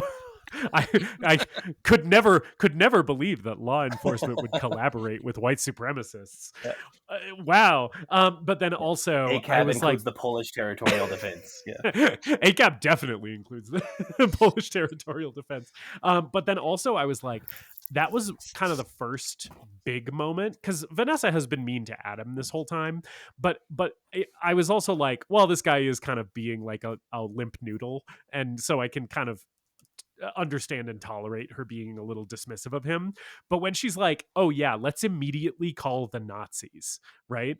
I was like, oh, this lady sucks. She's like she's a fascist, right? And then that was like an interesting realization for me to have, because I was like, oh, Adam is like the guy who we're supposed to be he really is the protagonist here, right? And because like I'm not going to root for this lady who's like, yeah, let's get the Nazis on the case, you know. So are these two stupid, overweight Nazis that I guess must have just been held back in Hitler Youth a few too many years? Um, are these chuckle fucks from the last movie, or are They have one scene, Okay. Yeah. and like their reference at the very end of the movie, like she gets picked up by a cop, and you hear on the cop's radio, like as he's like going to pick up something else, so like Mariusz and his brother are out getting drunk, celebrating Hitler's birthday again. Could you go pick them up? Yes. Yeah. So these are. It's the funniest fucking thing I've ever heard. Yeah. That's our introduction to them, and then they come back and they're like the good guys. God, Polish territorial defense. I think those words had a different meaning back in 1939. But yeah, so the Nazis gear up and head out, and I really like a thing that I was kind of worried about when these characters entered this movie is I was like, they're not gonna make these guys like good. Like Tony, you just said they're like the part of some of the good guys, right? But like a thing I was worried about is that this movie would be a little too kind to them or gentle to them, considering they're literal Nazis. And I was very pleased that basically every scene with these guys is showing that they are stupid and incompetent. The very next scene, like one of them, like they're like setting up bear traps to catch the killer or whatever, and like one of them cuts off his own hand with the bear trap. And I love that would have happened anyways. That had nothing to do with the plot of the movie. Like he set up a bear trap and then cut his own hands off. Yes. And then that just happened. Like he was just gonna do that I love that so much too, because yeah, like the way that the scene is set up, it's like, so they're like trying to basically track where Zofia went, because basically everybody is agreed on the fact that like Zofia is probably who they're looking for because the sergeant's dead and she wasn't there, right? So they're trying to like track her, which is what the bear traps are about. And I love that the way the scene is set up is it's like so much tension, like the monster's just going to jump out at any second. And then instead of that happening, what Tony just said happens, which is this fucking dumbass triggers his own bear trap and just chops his own hands off. And the monster doesn't show up and she has nothing to do with it. It's just this guy's own fucking incompetence. Yeah, and I was expecting like, they set up the bear traps, they go patrolling through the woods, and then one of them steps on the bear trap accidentally in the middle of a tense moment or something like that. But no, he sets up this bear trap and you can tell he's struggling with it. And I guess, I mean, I was going to say, I would expect that bear traps should have some safety features involved, so you don't. But these also look like they're 300-year-old. Yeah, these are again, along with everything else in this movie, these are the rustiest bear traps in all of Poland. Yeah. These are the prototype bear traps. Like these are the patent holden bear traps. Yeah, these were made in like 1869. But yeah, so this guy's got stumps for arms now, or stumps for hands, and they're basically like, well, he's gonna bleed out, so now we need to get help instead of just trying to track down the killer. We now need to deal with this situation. So they kind of like bandage up his little stump hands, and they're like, okay, now we need to go to the camp, which is like the nearest place. And David, just so you're aware, you might have inferred this, but this is the camp where most of the action in the first movie is set. Yeah, okay, that's kind of what I figured. What during this bear trap sequence, while this is happening over at the camp scout leader or whatever is giving this long monologue to his wife, his girlfriend, a therapist, and he's talking about how fucking millennials these days and their iPads and their TikTok and or whatever, and then the power goes out and he goes outside to check the breakers and immediately gets killed by the mutant, or the Zofia mutant. She shoves him into the breaker box and shocks him to death. And for the record, then that's also one of the what did it make me think of? It's one of the finishing moves in one of the Batman games.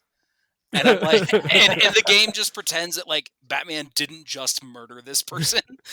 And then she rips his guts out. Batman knows exactly how much electrocution it takes to only knock somebody out. Yeah. So He's just doing that math in his head. He's like, oh, this box says this is 12,000 volts. Okay, I know how long to hold this guy's face in here. So she electrocutes him and then rips his guts out, which is really nice. And that's the end of that little short scene. She does start hand over hand ripping his intestines out, which, by the way, while we were watching this movie, while the Podmaster and I were watching this movie, the Podmaster turns to me and goes, you know that when your guts come out in real life, they can be put back in just in any arrangement, like in any order, because they actually like sort themselves out. Like they move back into position on their own inside your body. And I was just like, what the fuck? But apparently that's true. Apparently if your guts actually come out in real life, they just kind of shove them back in there and your body just moves them back to where they're supposed to be on its own. And apparently your body's better at doing it than doctors are. So that's just how they handle that. I'm going to assume that she learned this in her other career that I will not mention on this podcast because she doesn't. That makes it sound like my wife is a serial killer, but she is not. Or like a mob person. She would have a very good reason for knowing this fact, but still, it kind of scares me that she knows this. In actuality, she probably knows it from being on various Reddits. But she's on R organs all the time. r/guts. Oh, she's saying in the chat the justice is right. So yeah. She's not a weirdo. And Trust me. Just for context, though, David, I didn't realize, I guess, how much context the first movie can give you. But this older woman is actually a sex worker. We see her for one scene as well in the first movie where she's like there's a cop character that's only in like the third act, gets killed pretty quickly, but he also has like this whole tirade about the youth and stuff like that, and it cuts over to her in the exact same way where she's like sitting there like clearly having just like finished whatever session with him and is like okay, and then like he gives her like some cash and she leaves. And so this is like a throwback to that same thing where she's just like getting around to every guy in the area. Sorry, my offhanded a therapist comment earlier was because I didn't realize that David didn't know that she was a sex worker, and his wife/girlfriend thing was not a joke, because I was like, oh, this is a bit I'm jumping in on, because it is framed like, because you're just holding on him when he's kind of complaining about his problems and you don't see who he's talking to, and so for a second it seems like it seems like he is talking to a therapist, or maybe like a wife or a girlfriend, but then it cuts to her and it's like, no, he's talking to a sex worker this whole time who like kind of doesn't want to be there listening to this. I know. It seems to be like all she gets to do is to like sit and listen to men complain. It is kind of a funny recurring joke from the first movie. I know there's a scene later where everyone's arguing with each other, and I think one of the Nazis calls her a whore or something, and I thought that maybe that means she's a sex worker, but I also thought it could just be something that he's throwing out in this humorous argument scene. It could just be that maybe this Nazi just happens to also have a problem with women. Do you guys think that might be possible? No, I think he's like kind of a gentleman Nazi. just one of those feminist Nazis, you know. But I do think that whole punchline later is like he calls her a stupid whore, and she says, "I'm not stupid." Right.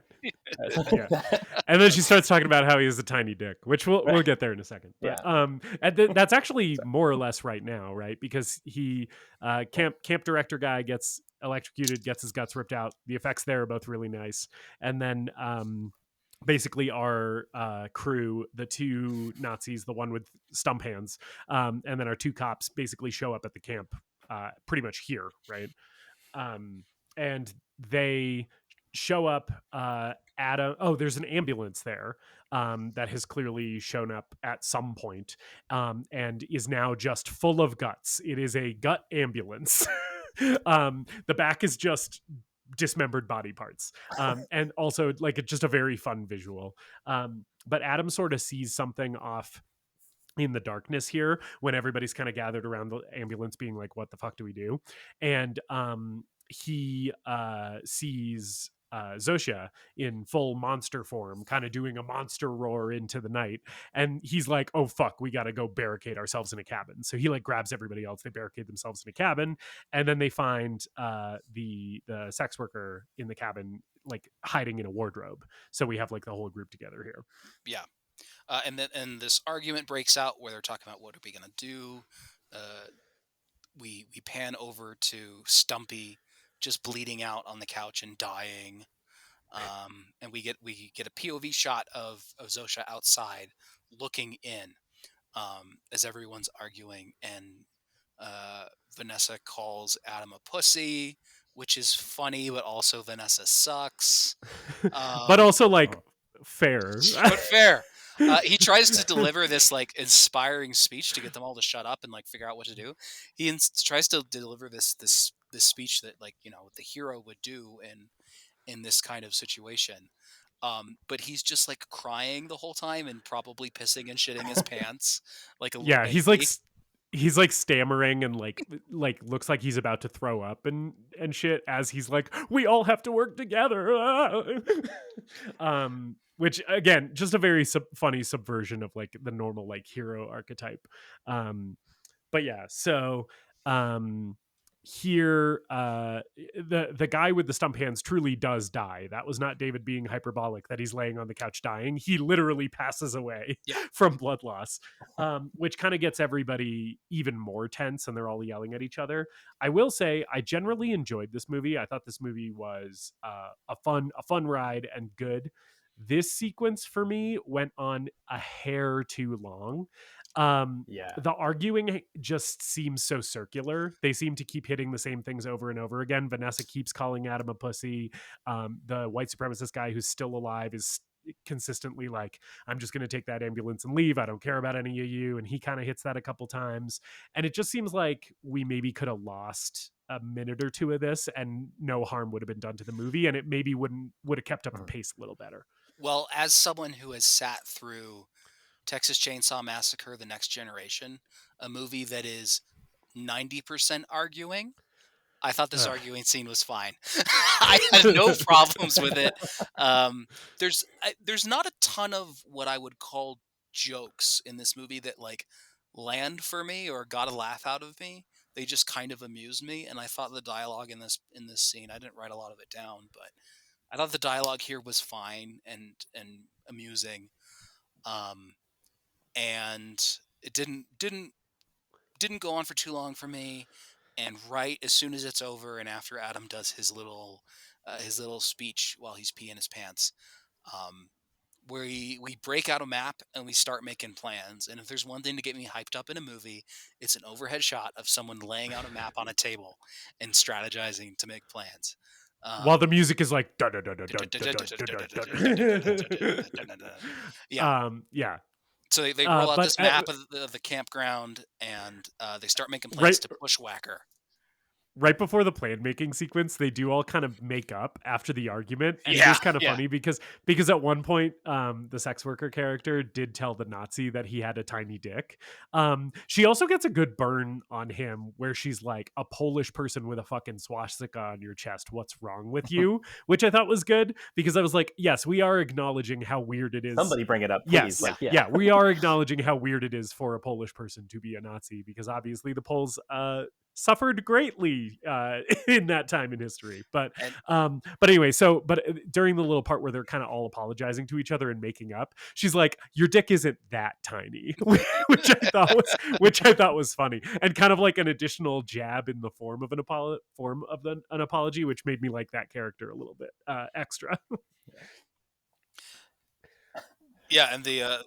But they do have a plan, like where they set up all these vantage points. They're going to ambush her, and I just love that they're like all the three like kind of action characters are like kind of taking for granted that like they never like they're just talking about like the bait. They're just like, all right, we'll put the bait in the middle, and then you'll be here, and you'll be here, and here we'll just like all open fire on her forever. And like they have this whole big plan, and finally the sex worker's like, all right, great, now we just need a bait. Yeah, and it's very much the classic thing of like the person says like, well, who's going to be the bait, and everybody looks at that character, and then they're like, no way, nuh-uh, and then it smash cut to they're out there being the bait. She's the bait. Yeah. So she's out there being bait. Yeah, David, go ahead. No, go ahead. I was gonna just say what you're about to say. Oh, Just summarize the scene. yeah. Yes. That's what we do here at the Greatest Movie Ever Made podcast. That's why you're listening to this. So she's out there being bait, and we have Adam on top of the ambulance with his gun drawn and kind of trained on her, and we have Vanessa standing somewhere, and then we have the neo-Nazi guy. Mariusz, Yeah, I think his name is, or something. Mariusz, yeah. He's kind of at the opening to one of the tents because we're at a camp. And behind him in the tent, there's kind of some noise, a little bit. Like there's like some rustling, and we have like the camera comes up from behind him. So we are getting the feeling as the viewer that the monster's in there with him, but he doesn't really know until it is too late and blood starts leaking out of his mouth, and then he looks down and the camera tracks down with his gaze to my favorite kill in the movie. Which is this guy looks down and sees a hand in front of his chest holding his own heart because she has punched through his body and grabbed his heart and put it in front of him. Which is, it just, the way that it's revealed, I was like, this is so fucking good. And then he gets spun around. She like pulls her arm back out of him, and he spins around, and I don't know if it was his spine or his throat. I but think she like literally pulls his throat cavity out Yeah. from his mouth. Like that's what I thought It's too. a full like It's not like grabbing the front of someone's throat and ripping it like in Rambo or something. I think she literally just pulls his throat out like a magician pulling a rabbit out of a hat. Because she does put her I hand. thought it was a spine. I thought it was like a whole Mortal Kombat fatality. Yeah. Because she just like shoves her hand all the way in and then rips it out. Like it was fully like a Sub-Zero fatality from Mortal Kombat. Whether it's his spine or his throat, it fucking rules either way. This was a moment of this movie where I was like, fuck yes, I am delighted. I am dancing with glee. I just love her sticking her whole hand in his mouth and just ripping this shit out. And again, this guy's a Nazi, so that's also one of the things that made it the best kill in the movie for me, because I was like, yeah, fuck this guy. And this movie has a 27% audience score on Rotten Tomatoes right now. Fuck you. This is a good movie. Watch this movie. A 1.8 on Letterboxd. A 1.8 for a movie where a neo-Nazi gets his heart ripped out of his chest. Barehanded. Which I'm like, how? And I love how unceremonious like the kills are in this movie, kind of. Where like I feel like a lot of like horror comedies, like this is kind of, would like give a lot of their characters like a last little like one-liner, like a little like, you know, gag right at the end of their deaths. Especially if they're like introduced like this guy has had some screen time. But it's not like, it happens so fast where he's just standing there, he doesn't say anything, he like looks down, his heart is in her hand in front of him, he turns around, his spine is ripped out, and we never see him again. Like it's just, they're just done with him. And none of the other characters even see this happen to him. It's just a thing that he just gets dispatched this way, and that's it. And like nobody even knows. Yeah, and no one's aware of like any sort of monster creepiness going on. Like Vanessa, I don't remember when she says it, but for most of this movie, Vanessa still assumes that she's tracking a presumably human Zofia that she thinks just killed all her friends in the woods. Yeah. No one's aware of any sort of mutant fuckery going on. Oh, well, that'll come up later. Shit. If put a pin in mutant fuckery. If by some happenstance you have gotten to this point in the podcast thinking that you're fine, you don't care about spoilers for Nobody Sleeps in the Woods Tonight 2, stop listening and watch the movie, because things are about to take a turn. So just warning any of our listeners who thought they could make it this far without worrying about spoilers, because things are about to change real quick here. Yeah. So then after this, Zofia then attacks the sex worker who's acting as bait, right? Kind of grabs her and starts dragging her off, and then Adam. It's actually funny because Vanessa immediately starts shooting when this happens, and Adam like doesn't start shooting right away, and then he kind of starts, and then he has to like get off the ambulance to get to a better vantage point, or I guess to run away, and he just falls off, like takes a pratfall off the top of this ambulance. um just like eats shit. But then he grabs Vanessa and is basically like, hey, like we're, we have to hide, we have to get to a more advantageous position here, like this isn't gonna work. And like they go back in the cabin, and they're kind of yelling at each other for a second, where Vanessa's like, oh, we why'd you run away again? And he's like, she was gonna fucking kill us, she already killed the two of them. And even though they didn't see Mariusz die, Adam has inferred that he died because he didn't start shooting. So he's like, yeah, that guy's fucking toast, it's just us now. And at this moment, Which I like. yeah. Okay, sorry. Go ahead. Well, just what I like about that too is that like I feel like so far you're right. They kind of set up Vanessa as like kind of his dream girl, like everything he's not, like the tough guy. But I like that like he kind of like says at this point, like, because he's just been a coward this whole time, but he's like, your plan was bad. Like you just started shooting wildly when he actually came for the bait, which was the whole thing. Like you didn't have any plan to like actually make sure that she was safe or that we actually got her. Like all that you like, your whole plan was like, wait until I can see her and then I'm going to start shooting and hope for the best. Right. And like, he's like, that was not going to work. We had to bail on that immediately. Yeah, because she's like a dumb fascist pig, and she's like, get bad guy in front of me, I shoot, which again, like, I don't know how intentional and like incisive that like commentary is supposed to be, but for me, I was like, no, yeah, this rings kind of true.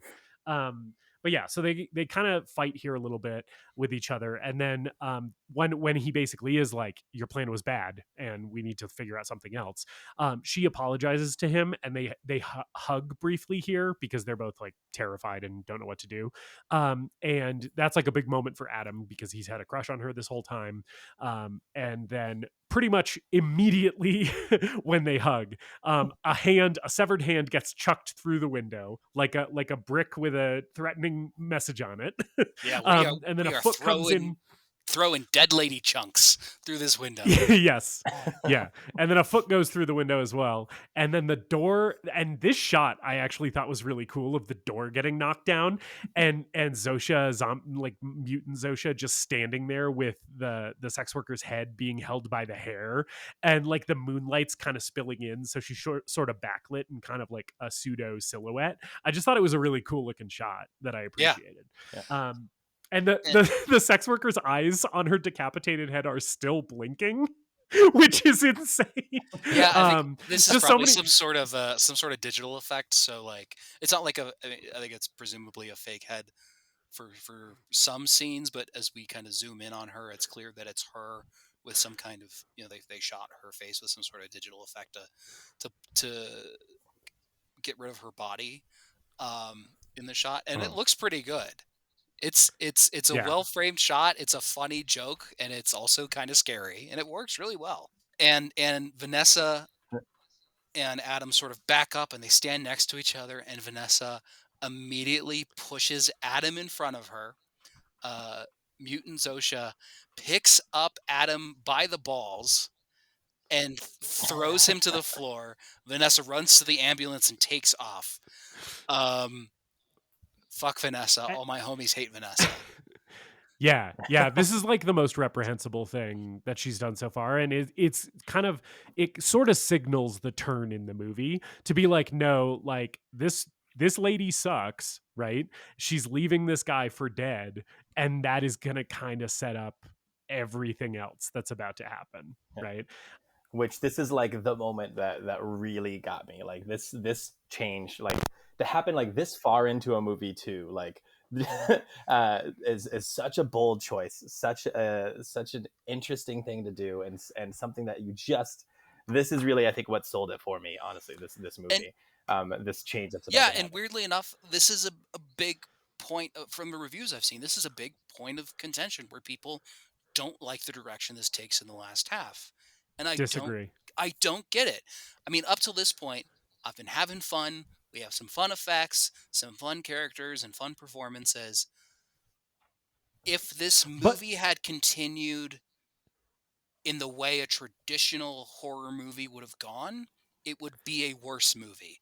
This and it would just this It'd be pretty switch forgettable. makes the movie. And that's totally exemplified by the fact that the first one basically does do everything you expect a conventional horror movie to do. And in my opinion, at least, and I know Tony's opinion as well, that movie is not as good as this one, right? Like, it's like if you just stayed the course here, you're just making the first movie again. And it's like, I'm so much more interested in the creative spin that this movie chooses to take, instead of just walking the safe path that 1,000 slashers have walked before. So, Tony, you brought us this movie. David and I probably wouldn't have watched it if it hadn't been for you guesting on this podcast. So if you would please do the honors and describe to the listeners this moment, although they should all by now have already seen it because they should have all watched the movie. But if you want to dive into it, my friend. At this point, Well, so I'll just set the stage again for the people who are listening. Adam is on the floor after being picked up again by the balls and thrown to the floor. Yes, by his dick and balls. By mutant Zofia, and Zofia gets on top of him. And Tony, take it from here. So at this point in the movie, when I first watched it, I thought one of two things was going to happen. Either Adam was going to be killed and we were going to spend the last act with Vanessa because, like you said before, she's kind of been set up a little bit as like a possible final girl character. Or option B was Adam was going to get messed up, or like make it run away and then like have kind of a new perspective and a new strength or something like that. But then option C happened, where Zofia lifts him by the balls, fucking Batista bombs him by the balls into the ground, straddles him, and then like a weird slither kind of thing comes out of her mouth, like a dream demon from one of the Freddy Krueger movies. Yeah, it's like a fleshy proboscis. Yeah, it emerges from her mouth and then spews into his, and starts pumping something into him that's similar to like the black goo that infected her from the meteorite. And he starts to develop boils all over his skin, and she kind of just gets up off him quietly. And this is really, like, again, what's something interesting, because like up to this point in this movie, since she's been mutated, she's been like a deranged banshee monster, like screaming and shrieking and slashing people with her claws. And she kind of steps away from him and like looks all of a sudden like very timid and like nervous and excited, kind of like just like a normal teenage girl again. Yes. And she's just kind of like watching, and like he slowly and like starts to kind of like convulse a little bit on the floor and then sits up.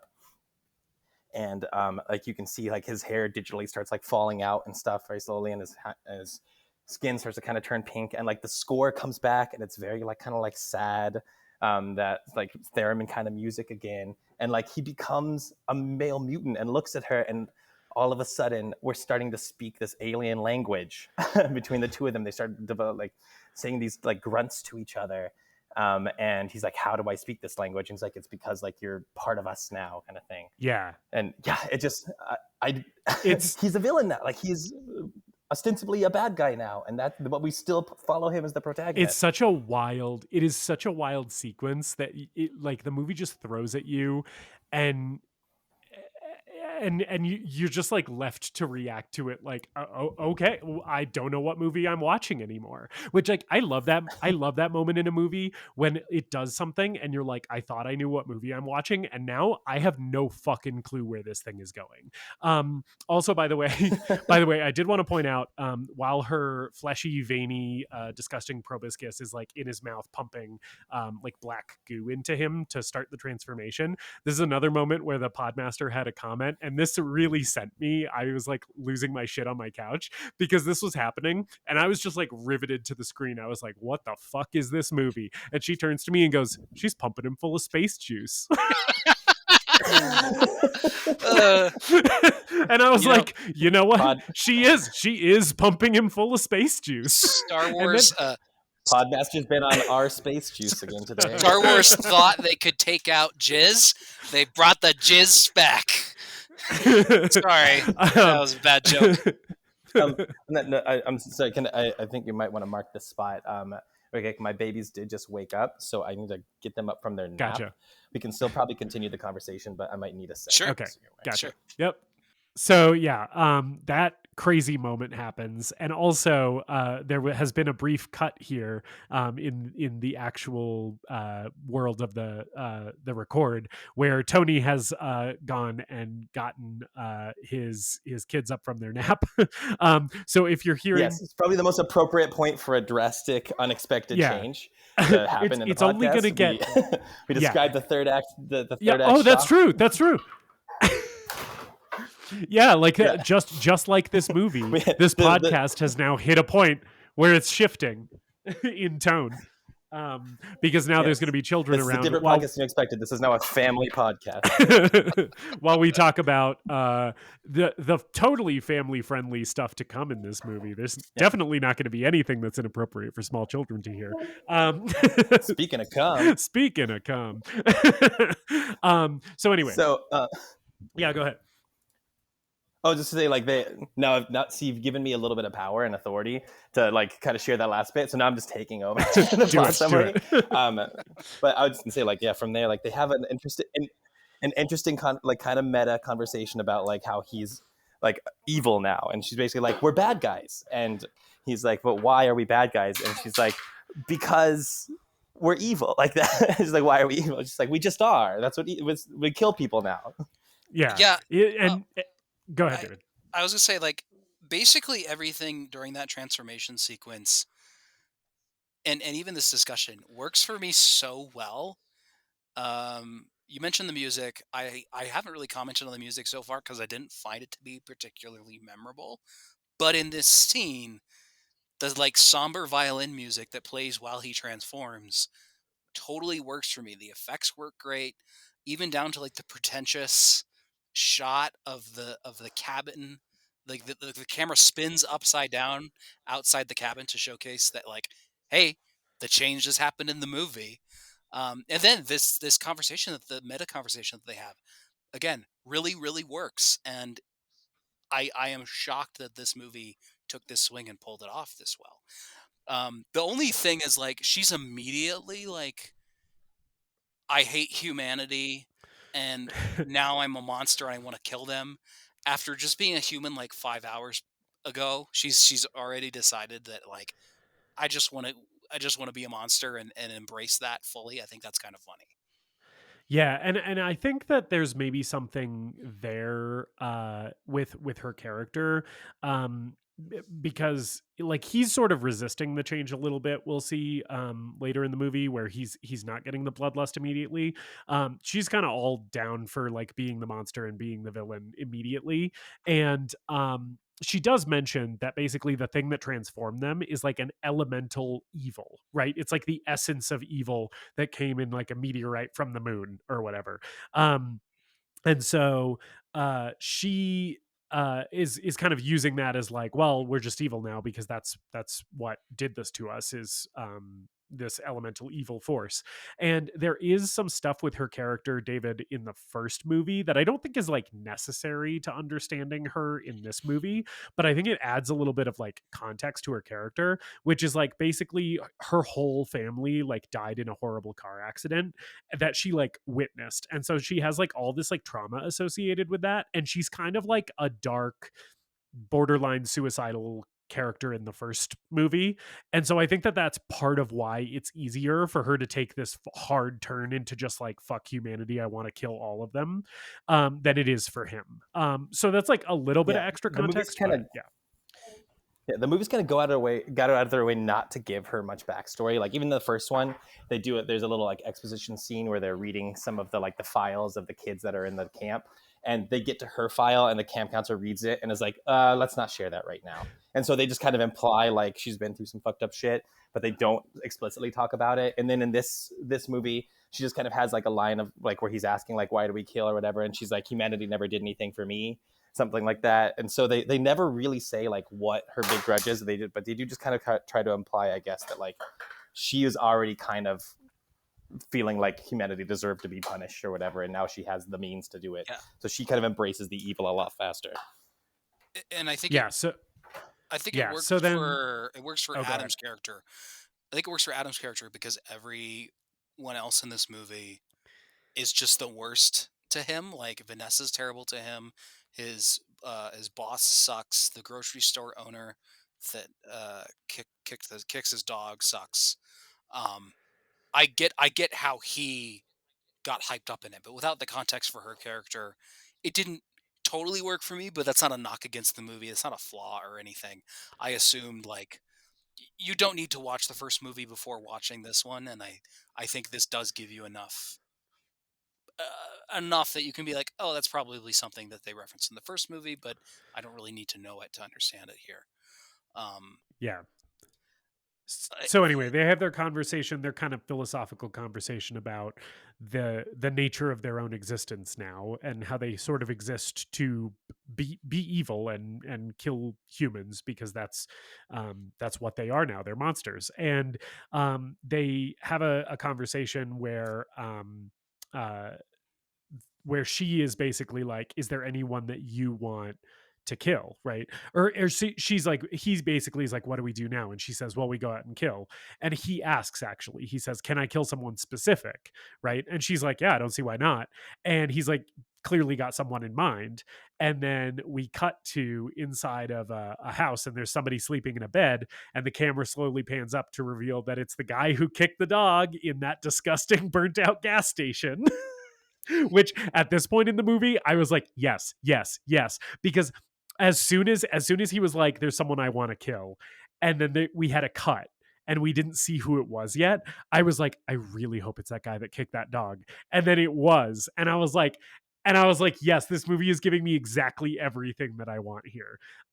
So yeah, they show up at his house. There's like a classic kind of Michael Myers standing by the laundry shot of this guy waking up in the middle of the night, looking out his window, and there's Adam in monster form standing in his yard. And then, he looks away, looks back, Adam's gone. And then we cut down to Adam, to the two of them down there, the two monsters down there.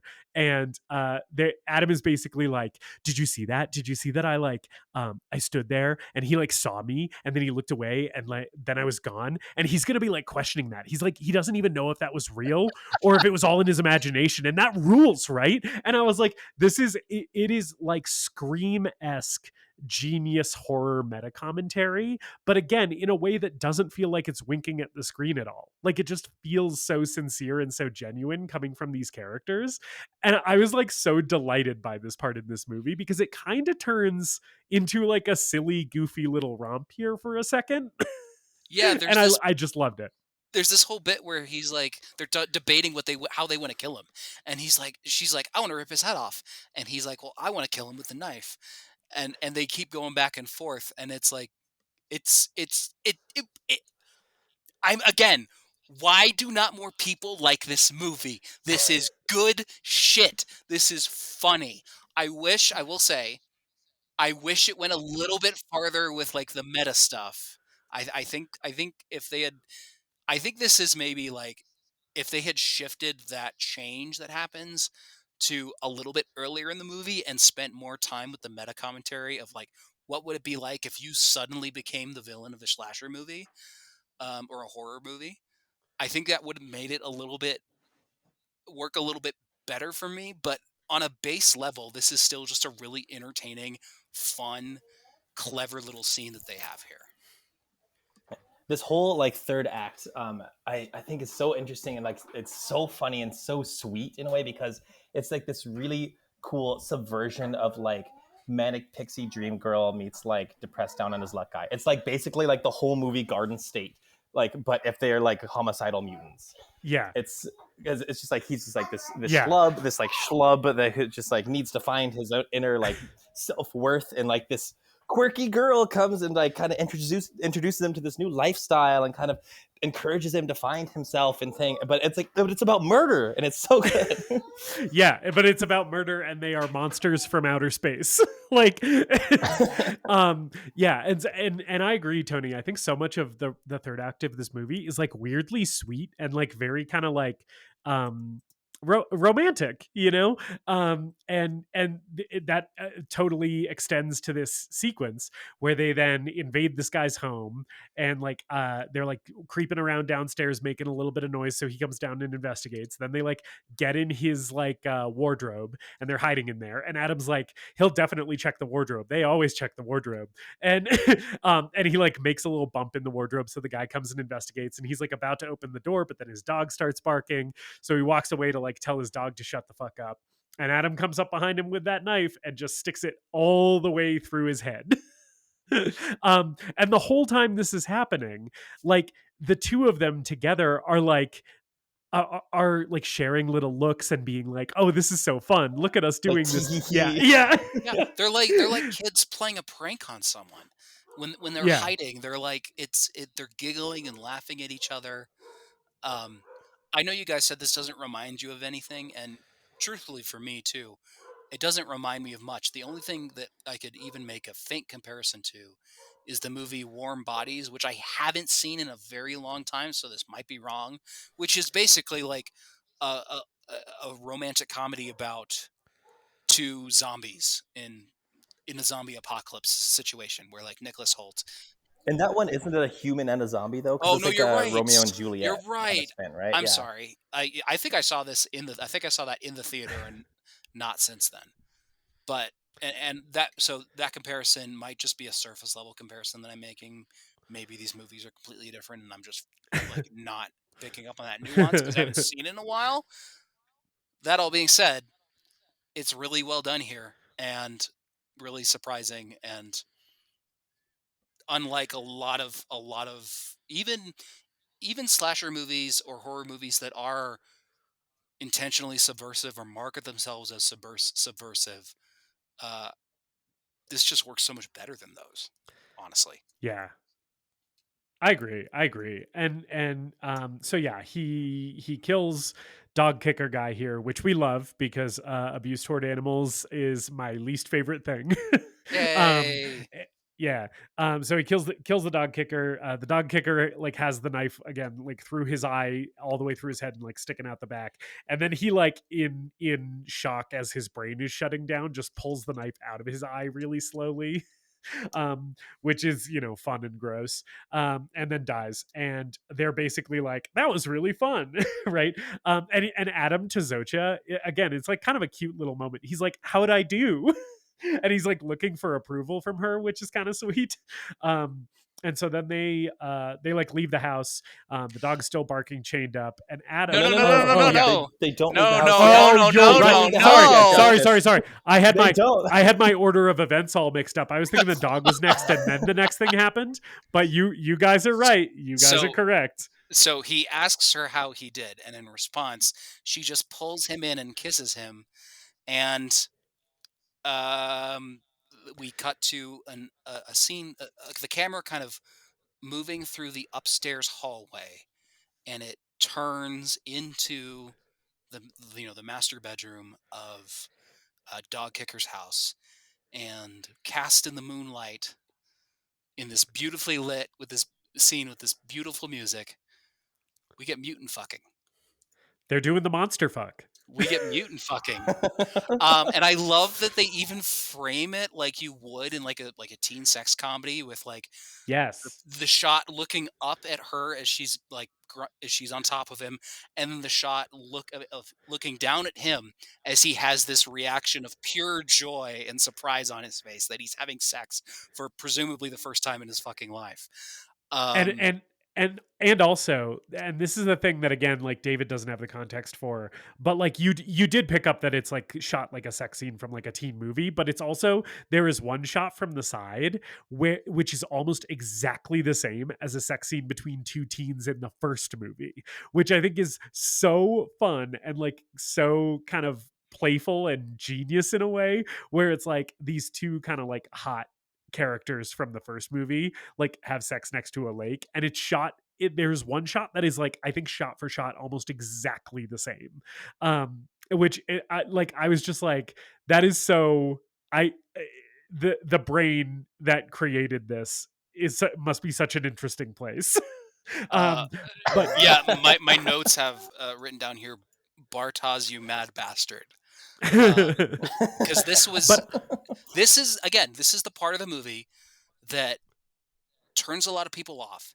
And this was the moment where I was fully locked in for whatever the rest of this movie had to store for me. Not that I'm not enjoying myself, not that I'm not having a good time with it, but after that switch and after that turn, this is the thing that cements it. Like, oh no, this is going to work. This is Yeah.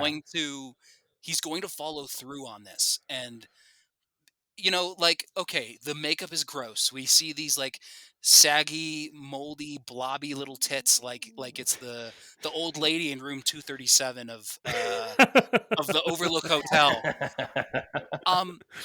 But afterwards they have this scene where they're cuddling, and he asks her, like, why did you pick me? She says, I thought we were alike. And he says something like, thank you for making me feel like I have a place in this world. And it is funny, but it's also really sweet and well written. And the whole time I'm just like, Guillermo del Toro, if he's watching this movie, is having a wet dream at this point, because he's all about making his weird romantic monster fucking movies and humanizing the monsters to an extreme degree. And Okay. this something I love shitty about little this movie, too, Polish is- horror movie's doing it, kind of doing it well, I would say. Something that I love about this scene is like it didn't have to be that gross. Like the makeup didn't have to be gross. Like yeah, at first it seems like when they kind of just see her from the back, that she's still, you can still tell that she's like, you know, a very attractive woman. But like the from the back, like you can see like she's got like the boils and stuff. But she's still like, you can't hide the fact that she's still like an actress. Like she's a classically attractive person. And then they kind of shoot around to the front, like you said, with that shot that's like matching the first one, and like you see the horrible monster, like narrow pointy boobs and stuff, like I just feel like that's such a choice, because like in lesser hands they would have either tried to make this really gross and weird to the point where it was like trying too hard to be like farcical, and that would have ruined the tone, or they would have still tried to make her like a sexy monster, and that also I feel like just wouldn't work. Like it wouldn't land the same way. To make her to make them like kind of gross and ugly looking, but still like in actual like ecstasy of each other's bodies. Like I feel like really is the only path to go with this that really makes it land the way it does. Yeah, and let's be clear here for the listeners who for some reason have not taken our advice and watched this movie. They're fucking each other. Like they're like, this is sensual, you know? And this leads me to the take that I have about this scene. And based on how you guys have been talking about it, I feel more confident that this is going to be received well, which is this is kind of hot, right? It's kind of hot. Tony is muted, so I don't know if he's agreeing with me or not. It is. Yeah, it's kind of hot. It's kind of hot. I mean, the way it's lit, the way it's framed, the way the score is working, he's shooting it like you would a sex scene in a teen sex comedy, or even it's all this heightened romantic and like tension in the air, and as funny as absurd as it is, it's still working. It's still effectively like sensual, and you understand the relationship between the characters, and it's kind of brilliant how well this sex scene works. I'd say like, yeah, not only is it a little bit hot, but it is like in a weird way, it was kind of like reassuring for me as somebody who's not like a classically attractive looking person, like that they shot it with like two mutants who are just into each other. They're not commenting on the fact that it's weird. No one's talking about like how gross they are. They're both just like into it. And there was something weird about the fact that it's like, yeah, even like really horrible, ugly people can have hot sex with each other. Yeah, it almost, to me, it reminded me a lot of the sex scene between the two like super old people in X.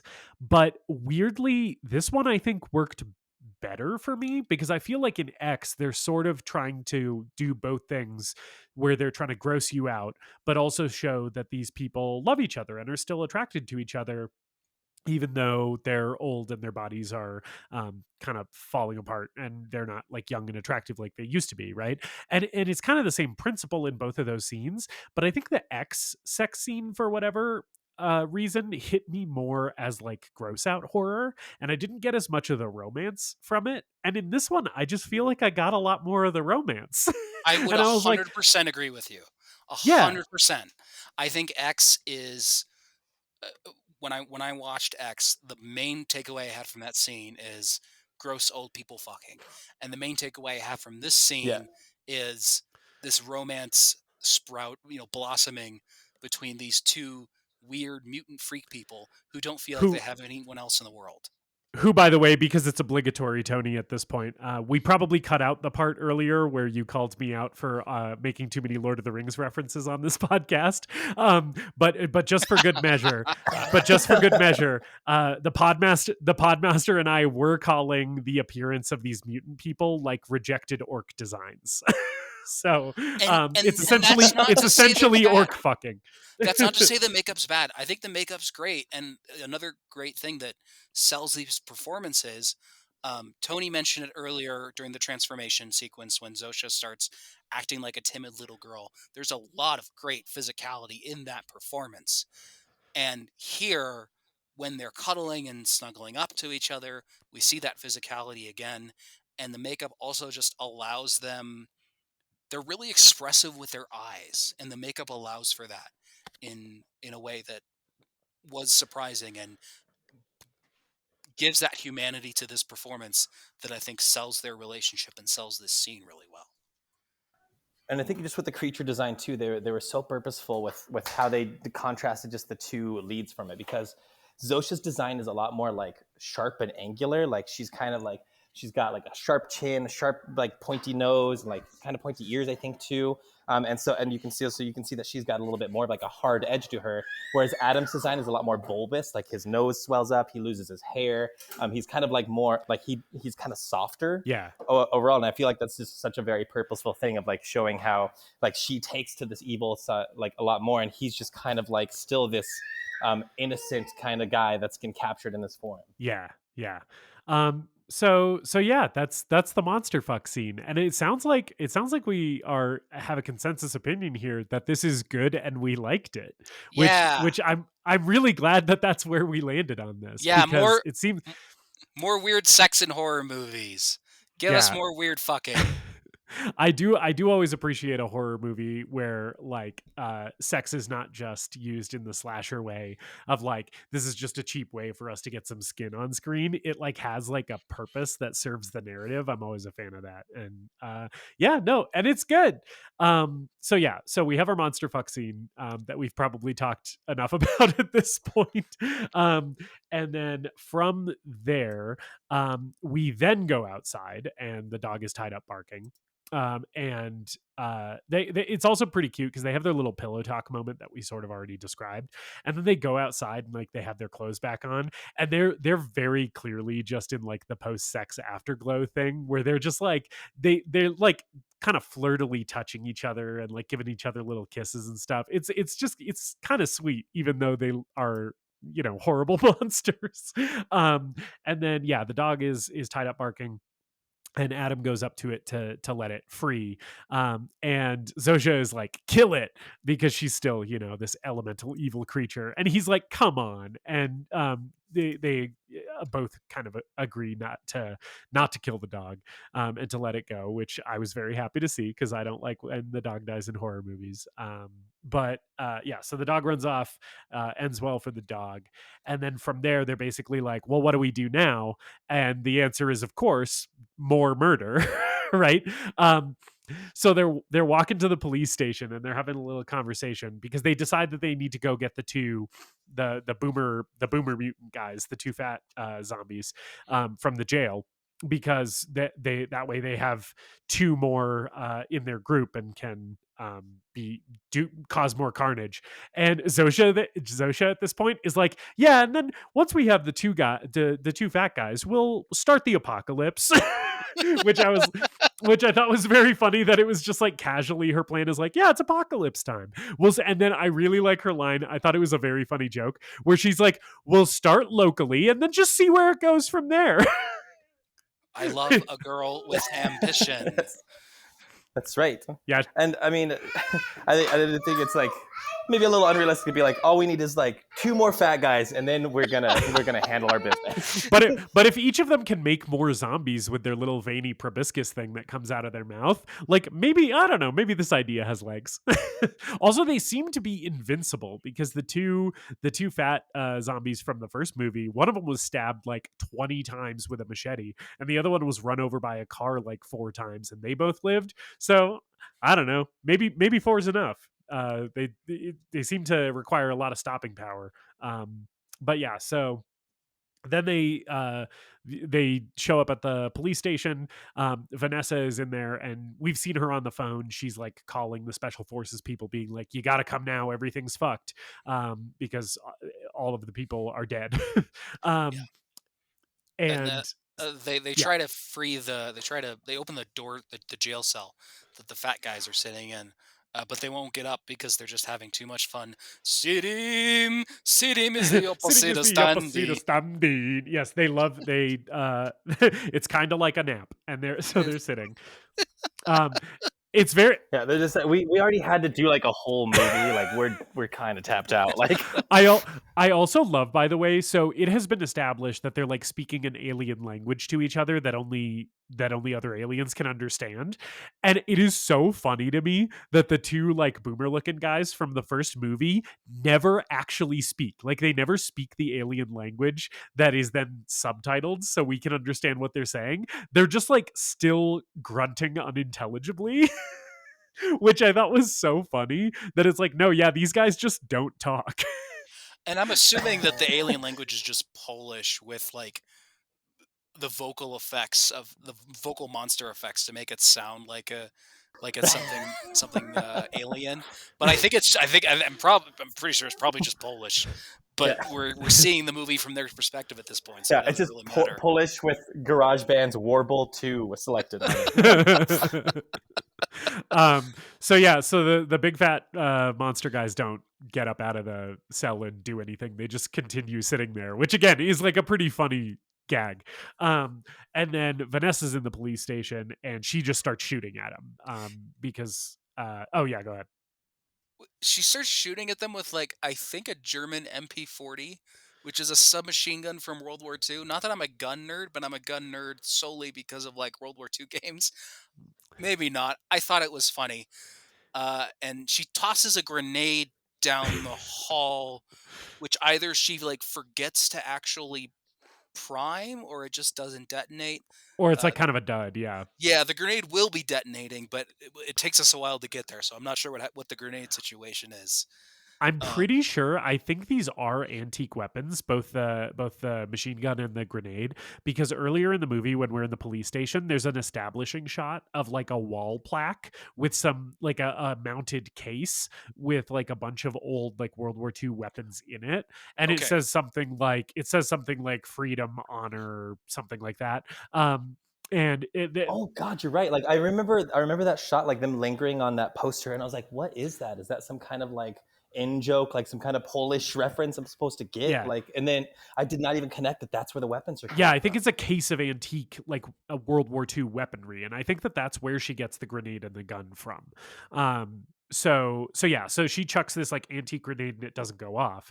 And basically, as soon as they realize that the grenade isn't going to go off, like first when she throws the grenade, it is actually very sweet. Adam grabs Zofia and like puts his back to the grenade and kind of shields her with his body to try and protect her when it explodes, which is sweet. But then the grenade doesn't go off; it's a dud. So as soon as they realize that, Adam kind of runs out. and grabs Vanessa and starts choking her. And the choking is going on for a while. So eventually Zofia comes out too and is like, just kill her. What are you doing? Like you're just choking her and she's not dying. Like you can end this. You have like super mutant strength. Like let's get to it. And he has this moment where he kind of, the old Adam comes out a little bit again. And he's like, I can't. Right. Because he's still deep down kind of that sensitive, maybe like a little timid guy, right? And also this is like someone who he had a crush on earlier in the movie. And I think that that's the thing that Zofia sort of picks up on here, where she starts being like, oh, there's some jealousy going on with her, where she's like, oh, he's not killing this girl because he has a thing for her. Right. Well, and I think Vanessa recognizes him too. I think she says She does, yeah. says his name, yeah. Yeah, and Zofia just does not respond well to this. And this is probably my favorite kill in the movie. Oh, for sure. And like, when I saw this, like, I was worried that like once he doesn't kill Vanessa and Zofia starts getting upset and like seeming a little aggressive towards her, I was worried that it was going to be like, oh, he's going to find his humanity again from this girl and like, you know, kind of like fight back against Zofia to save Vanessa and like, you know, I don't know, become something else. But no, but that's not what happens. Not what happens. Yeah. So instead of that happening, what does happen is first so Adam's like, I can't do it. And then they have a little argument and Zofia's like, you know, like, what's the problem or whatever. And Zofia gets fed up.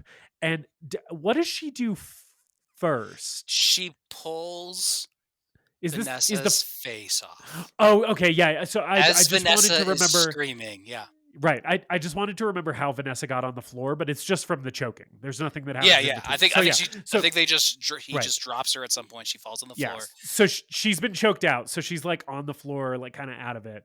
And yeah, and so what Zofia does is grabs the top of her face in both hands and just peels her face off while she's screaming, like David said, which is just like gives her the full Castor Troy. Oh man, yeah, really slowly, and there's bits of muscle fibers and skin like hanging on as she's slowly pulling her face off, and you see her eyeballs like sunken, you know, farther back into her head, and she's like.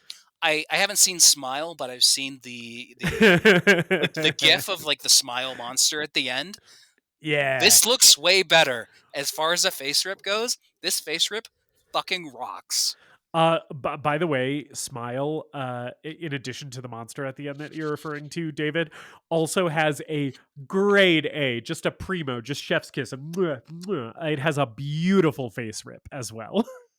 That is not the one that you're talking about. Okay. Yeah, there's a good face rip and Smile that really, really shocking and really you do not see it coming. And it's just one of those moments in the theater where I was like, what the fuck? But this is still a better face rip than that. Honestly, really, really good face rip.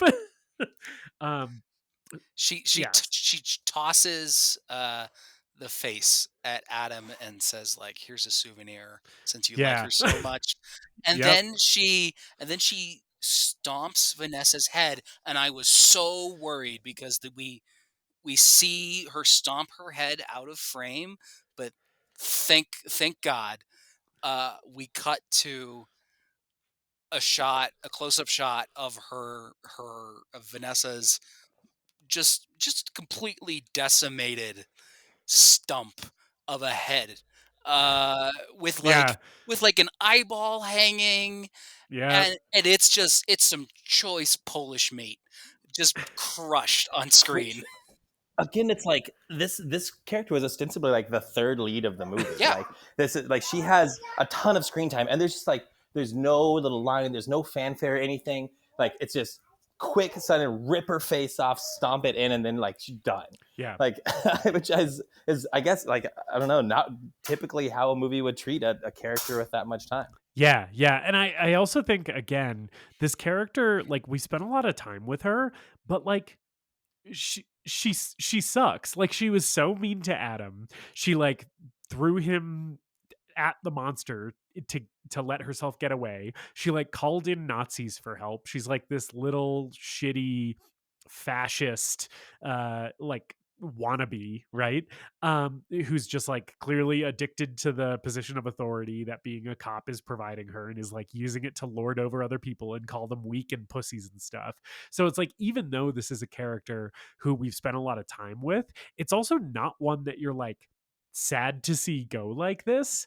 And I was like, it's such a fun and unique thing about this movie, where you spend so much time with people like the Nazis and like this lady who suck and are bad, right? That it's like, when we do dispatch them kind of unceremoniously, the way Tony's talking about, with these like crazy kills, you're just like, yeah, fuck them. Right? Like, I'm kind of team Zofia on this one, where I'm like, no, yeah, like, go for it. Yeah, and like Tony said, at this point, the movie's already been subverting expectations, but you have, at least for me, I had that lingering feeling in the back of my head, like, oh, they're gonna try to they're gonna try to bring Adam back. This is gonna end typically, and I'm not, maybe Vanessa's gonna die, but they're not going to make it a huge moment. And then it's my favorite kill in the movie. Probably the kill in the movie that the camera lingers on the most and has the most effects work put into it. It's also like, just physically what happens to her is probably the worst thing that happens to everyone in this movie. And while I'm watching it, I'm like, oh my God, I can't believe they did this. But then as soon as it's over, I'm like, oh yeah, of course, fuck that girl. And Yeah. I'm back on board with the, I guess what I'm saying is, like, my movie brain isn't always turned on. And even though subversions are happening, there are things that I'm still not expecting, and I'm still like not fully, if I'm having fun with the movie, I'm not thinking 5 steps ahead. And this movie is always thinking ahead. This movie is always looking for the next little genre trope that it can just twist a little bit. And I think that's like that's again probably why it gets such a bad rap, is like, it keeps doing things that you're like not supposed to do in a movie. Like, if you follow the rules of, like, what like the movie screenwriting books and directing books and stuff say, like, to make a marketable, successful movie, it keeps not doing them. Which again is probably right, because it's not a marketable, successful movie, but it's a much better one. Yeah. And to David's point of like the movie kind of looking ahead or whatever, and you, the viewer, kind of not being able to keep up with it. This is a moment where so she gets her head stomped in, and Zofia kind of starts storming out of the police station because she's pissed off at Adam here. They do have a little exchange where Adam's basically like, she didn't mean anything to me, like, I love you, right? So he does tell Zofia that he loves her here, and she's like mad at him, and she like starts to leave. And at this moment, the Podmaster turned to me and was like, where does this movie go from here? And I was like, I assume special forces come and kill them. And then that's exactly what happened in the like moments later. which I was like, wow, I really called that. I was sort of being facetious. Yeah, and it's unexpected, and it's like startlingly fast too. And again, just like the other movies, it doesn't let you like sit and like mourn them at all or anything like that. Well, I mean, I guess not both of them, because again, like, well, as we'll find out, it's Zofia goes next. And it's like, it's so quick and sudden, and like, she doesn't have a last look with him. Like, they don't have like a little goodbye moment or anything. She walks at the door upset, and he tries to follow her, and she gets fucking taken out by a car. Yeah, like a huge like armored vehicle just fucking plows her over, and then another one runs over her, and she's just a pile of guts on the pavement. And this is like the second lead of your movie. Like Yeah, I will say this point didn't totally subvert expectations, because when you watch enough low budget horror movies and exploitation films the way that I do, there is a way that cinematographers and directors frame a shot right before Right. someone gets hit by a car. So as soon as she storms out the building and walks into that road, I'm like, I know where this is going. And then on cue, she gets flattened and decimated by this APC. And I am applauding at this movie. Yeah. It's Yeah. So fucking so great. she's yeah, so she's like a pile of guts, and then the special forces guys all like come out of their armored vehicles and arrest Adam, and we have a shot inside, or a little scene inside the police station with the two boomer mutant guys, and one of them kind of picks up the grenade, and we also get an establishing shot down the hallway that shows that there's a gas leak happening for some reason. um, and then probably from one of the stray bullets from that old World War II gun. But so gas leak is going. One of these mutant guys who is in the jail cell kind of picks up the grenade, looks over at his brother, and grunts. And then we cut out to the exterior of the police station, and it fucking explodes in a huge ball of fire. And look, I mean, maybe I'm more of a mark than you guys are, but like this was one last point where like I wasn't expecting it to end exactly the way, or I thought it was going to end one way and it didn't. But the way that it ends, I think, is honestly just like so sad, because like after she gets destroyed by the special forces, and then he looks back and like the police station explodes behind him, and like so like he's truly like the last mutant. He's like alone again. I really thought it was going to be a thing where like he just fucking goes ham and like loses it and becomes full monster and yes, so did I tears totally. apart the special forces, honestly. And like, and then they just capture him, and like then like the last shot is him just being taken away in a police truck, like crying and yelling in sadness. And I'm like, God, like he never got to find himself. He never got to find like his spine or anything. Yeah, and there's this pretty awesome music playing too, with like this epic orchestration of female vocals as the trucks head into the city, which I'm presuming is Warsaw, based on what they said earlier in the movie. Right. But yeah, this movie doesn't give Adam an arc. It starts to, and then he reverts back to just being a lonely, pathetic loser. Only now he's a monster.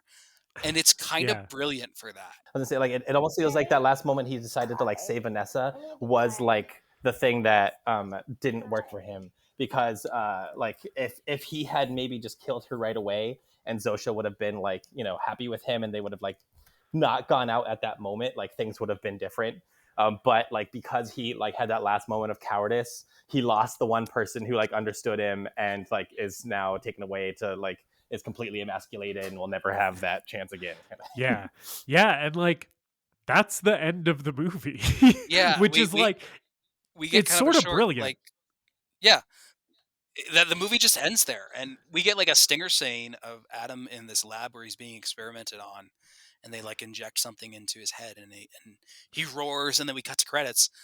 But that's the end of the movie, and it's kind of a brilliant, somber, weirdly somber ending to this ridiculous horror movie that is also funny and absurd in all the right moments and all the right ways. Yeah, we do see in this little like interstitial scene right before the credits, we do see the lab guys putting the meteorite in like a little case. Okay. So there we do leave the door cracked open for Nobody Sleeps in the Woods Tonight Part 3, because that meteorite is still around. But yeah, like the ending of this movie sort of reminded me of, in tone, like the movie overall in tone kind of reminds me of American Werewolf in London, right?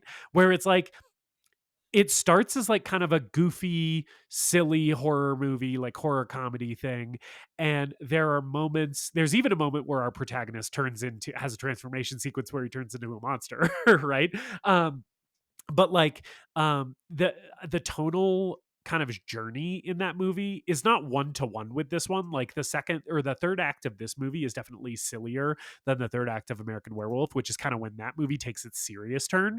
But the ending feels so similar to me, where it's just like we've been laughing and having a good time with this movie and these characters for the last like hour and a half, and then it just ends on like a huge downer where it's just like and then everything is just bad. And that's where it leaves you. And I'm like, I love that. Like I love it when American Werewolf does that, and I love it here too. Like I think it works really well. Yeah, it's like a kind of almost cynical way of looking at the world, where it's like the universe handed him all the tools that he needed to like change, and he still couldn't. Yeah. Oof, man. So that's Nobody Sleeps in the Woods Tonight too. Tony, as our esteemed guest, I will hand it over to you to give your final thoughts and verdict. Is Nobody Sleeps in the Woods Tonight 2 the greatest movie ever made? Oh gosh, I'm totally fucking ambushed by that question. I know you never expected us to put on ask the you spot that. with that. I didn't think that was. Yeah, I didn't know that was part of this. Oh gosh, I think I set up kind of at the beginning like. There's other horror movies that are better. There's other horror movies that will have a longer, stronger legacy, and deservedly so. Like there's some real masterpieces of the horror genre out there. But we might be the only 3 people in the world to be able to have a 2-hour conversation about. I think if we talk to Bartosz or whatever, like I don't even think he would take this much time to like break down Nobody Sleeps in the Woods Tonight Part 2. I think he would not understand half of what we talked about today. He'd be like, "It is like, what are you fucking talking about?" it is silly movie. I write for Netflix. I get paid. It's movies. Yeah, no, what do you mean? No, he monster. He bad guy. Yeah. I don't understand. I think you. What is tragic? I think you overthink. What is Hamartia? I think you overthink my very silly movie. Anyway, but you know what? I think that for what it is, and if you consider, originality, uniqueness, cunning uniqueness, nerve, and talent, central tenets to what art should be about, then I think that you have to agree that on some level, Nobody Sleeps in the Woods Tonight 2 is the greatest movie ever made. Wow. I feel like that is maybe, Tony, I think you need to take a second and just like remember how you feel in this moment, because I think you may be the first person in the entire history of the world to say those words in that order. I didn't want to say anything on the pod, but as I said that, a giant fissure opened up beneath my feet, and the sky started to turn blood red in West Phoenix.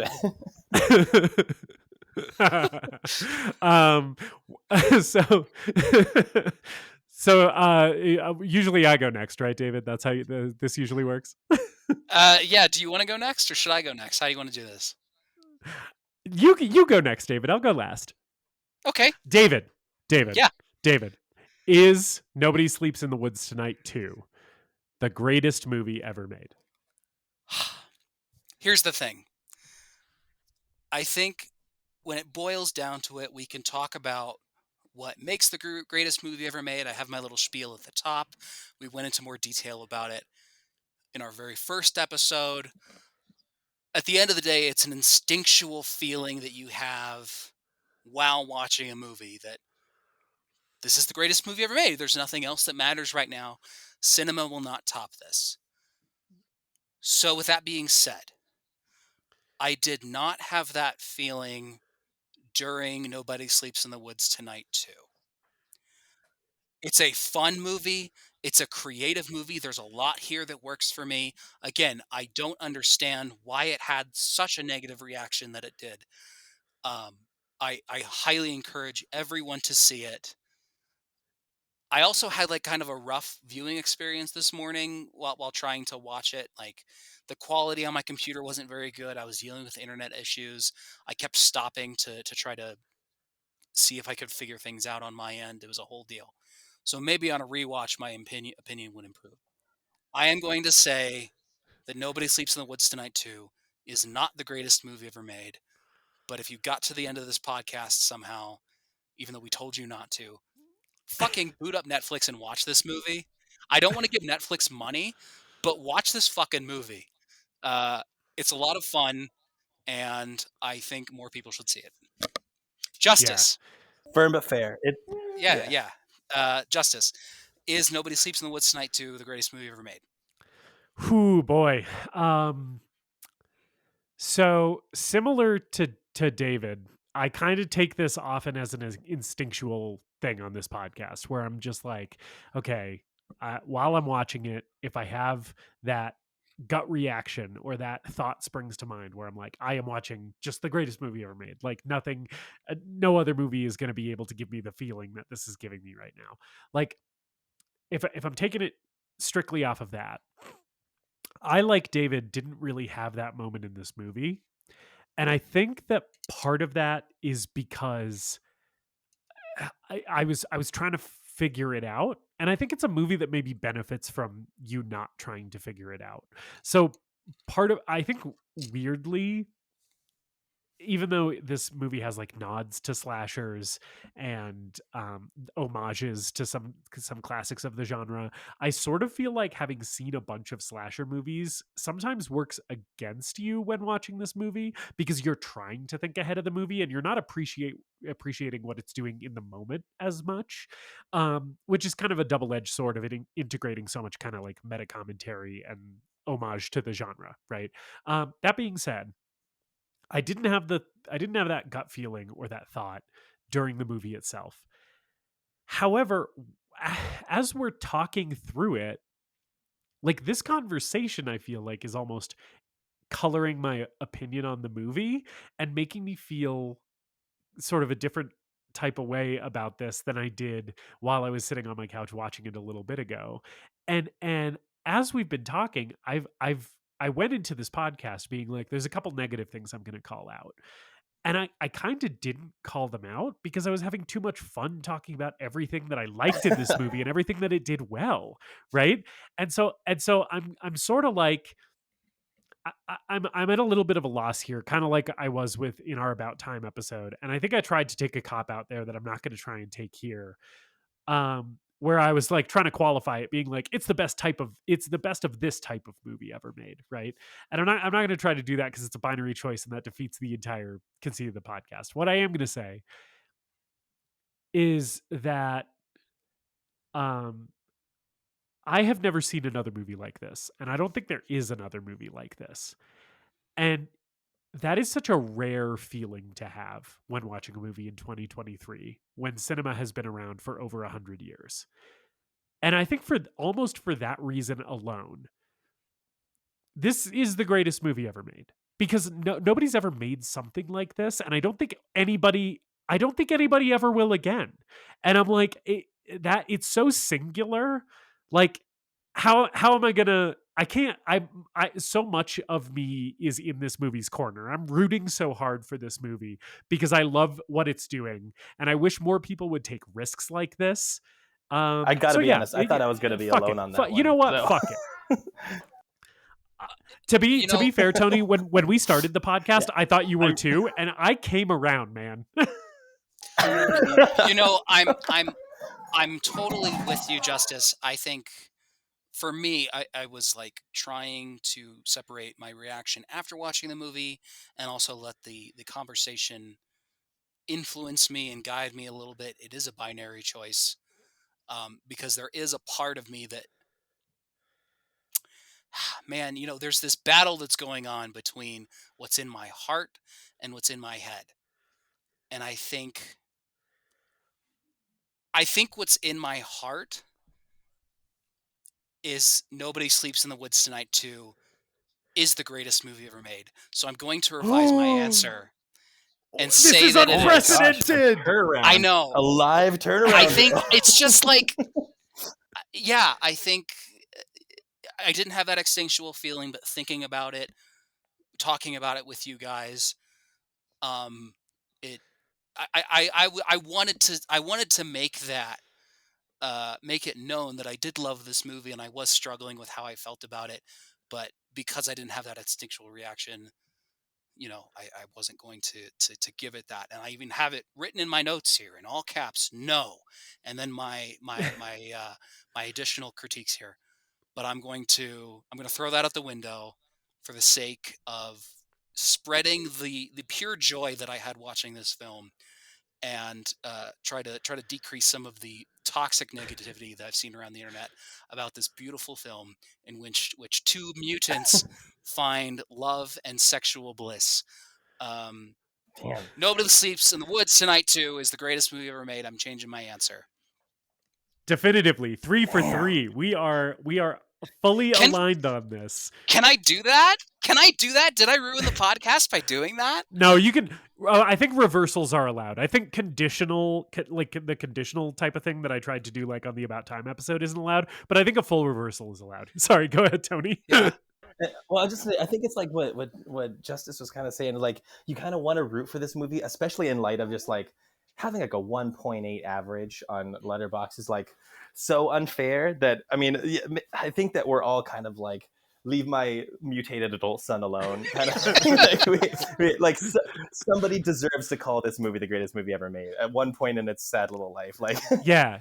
I think that like and that makes it kind of sound like we gave it the pity vote, but like there are legitimately fantastic things about this movie, you know. And I think the fact that a movie that is getting so critically derided and it has been basically either hated or ignored, the fact that a movie that has had that reaction is doing so many fantastic things, I think kind of just makes the fantastic things shine even brighter to me, you know?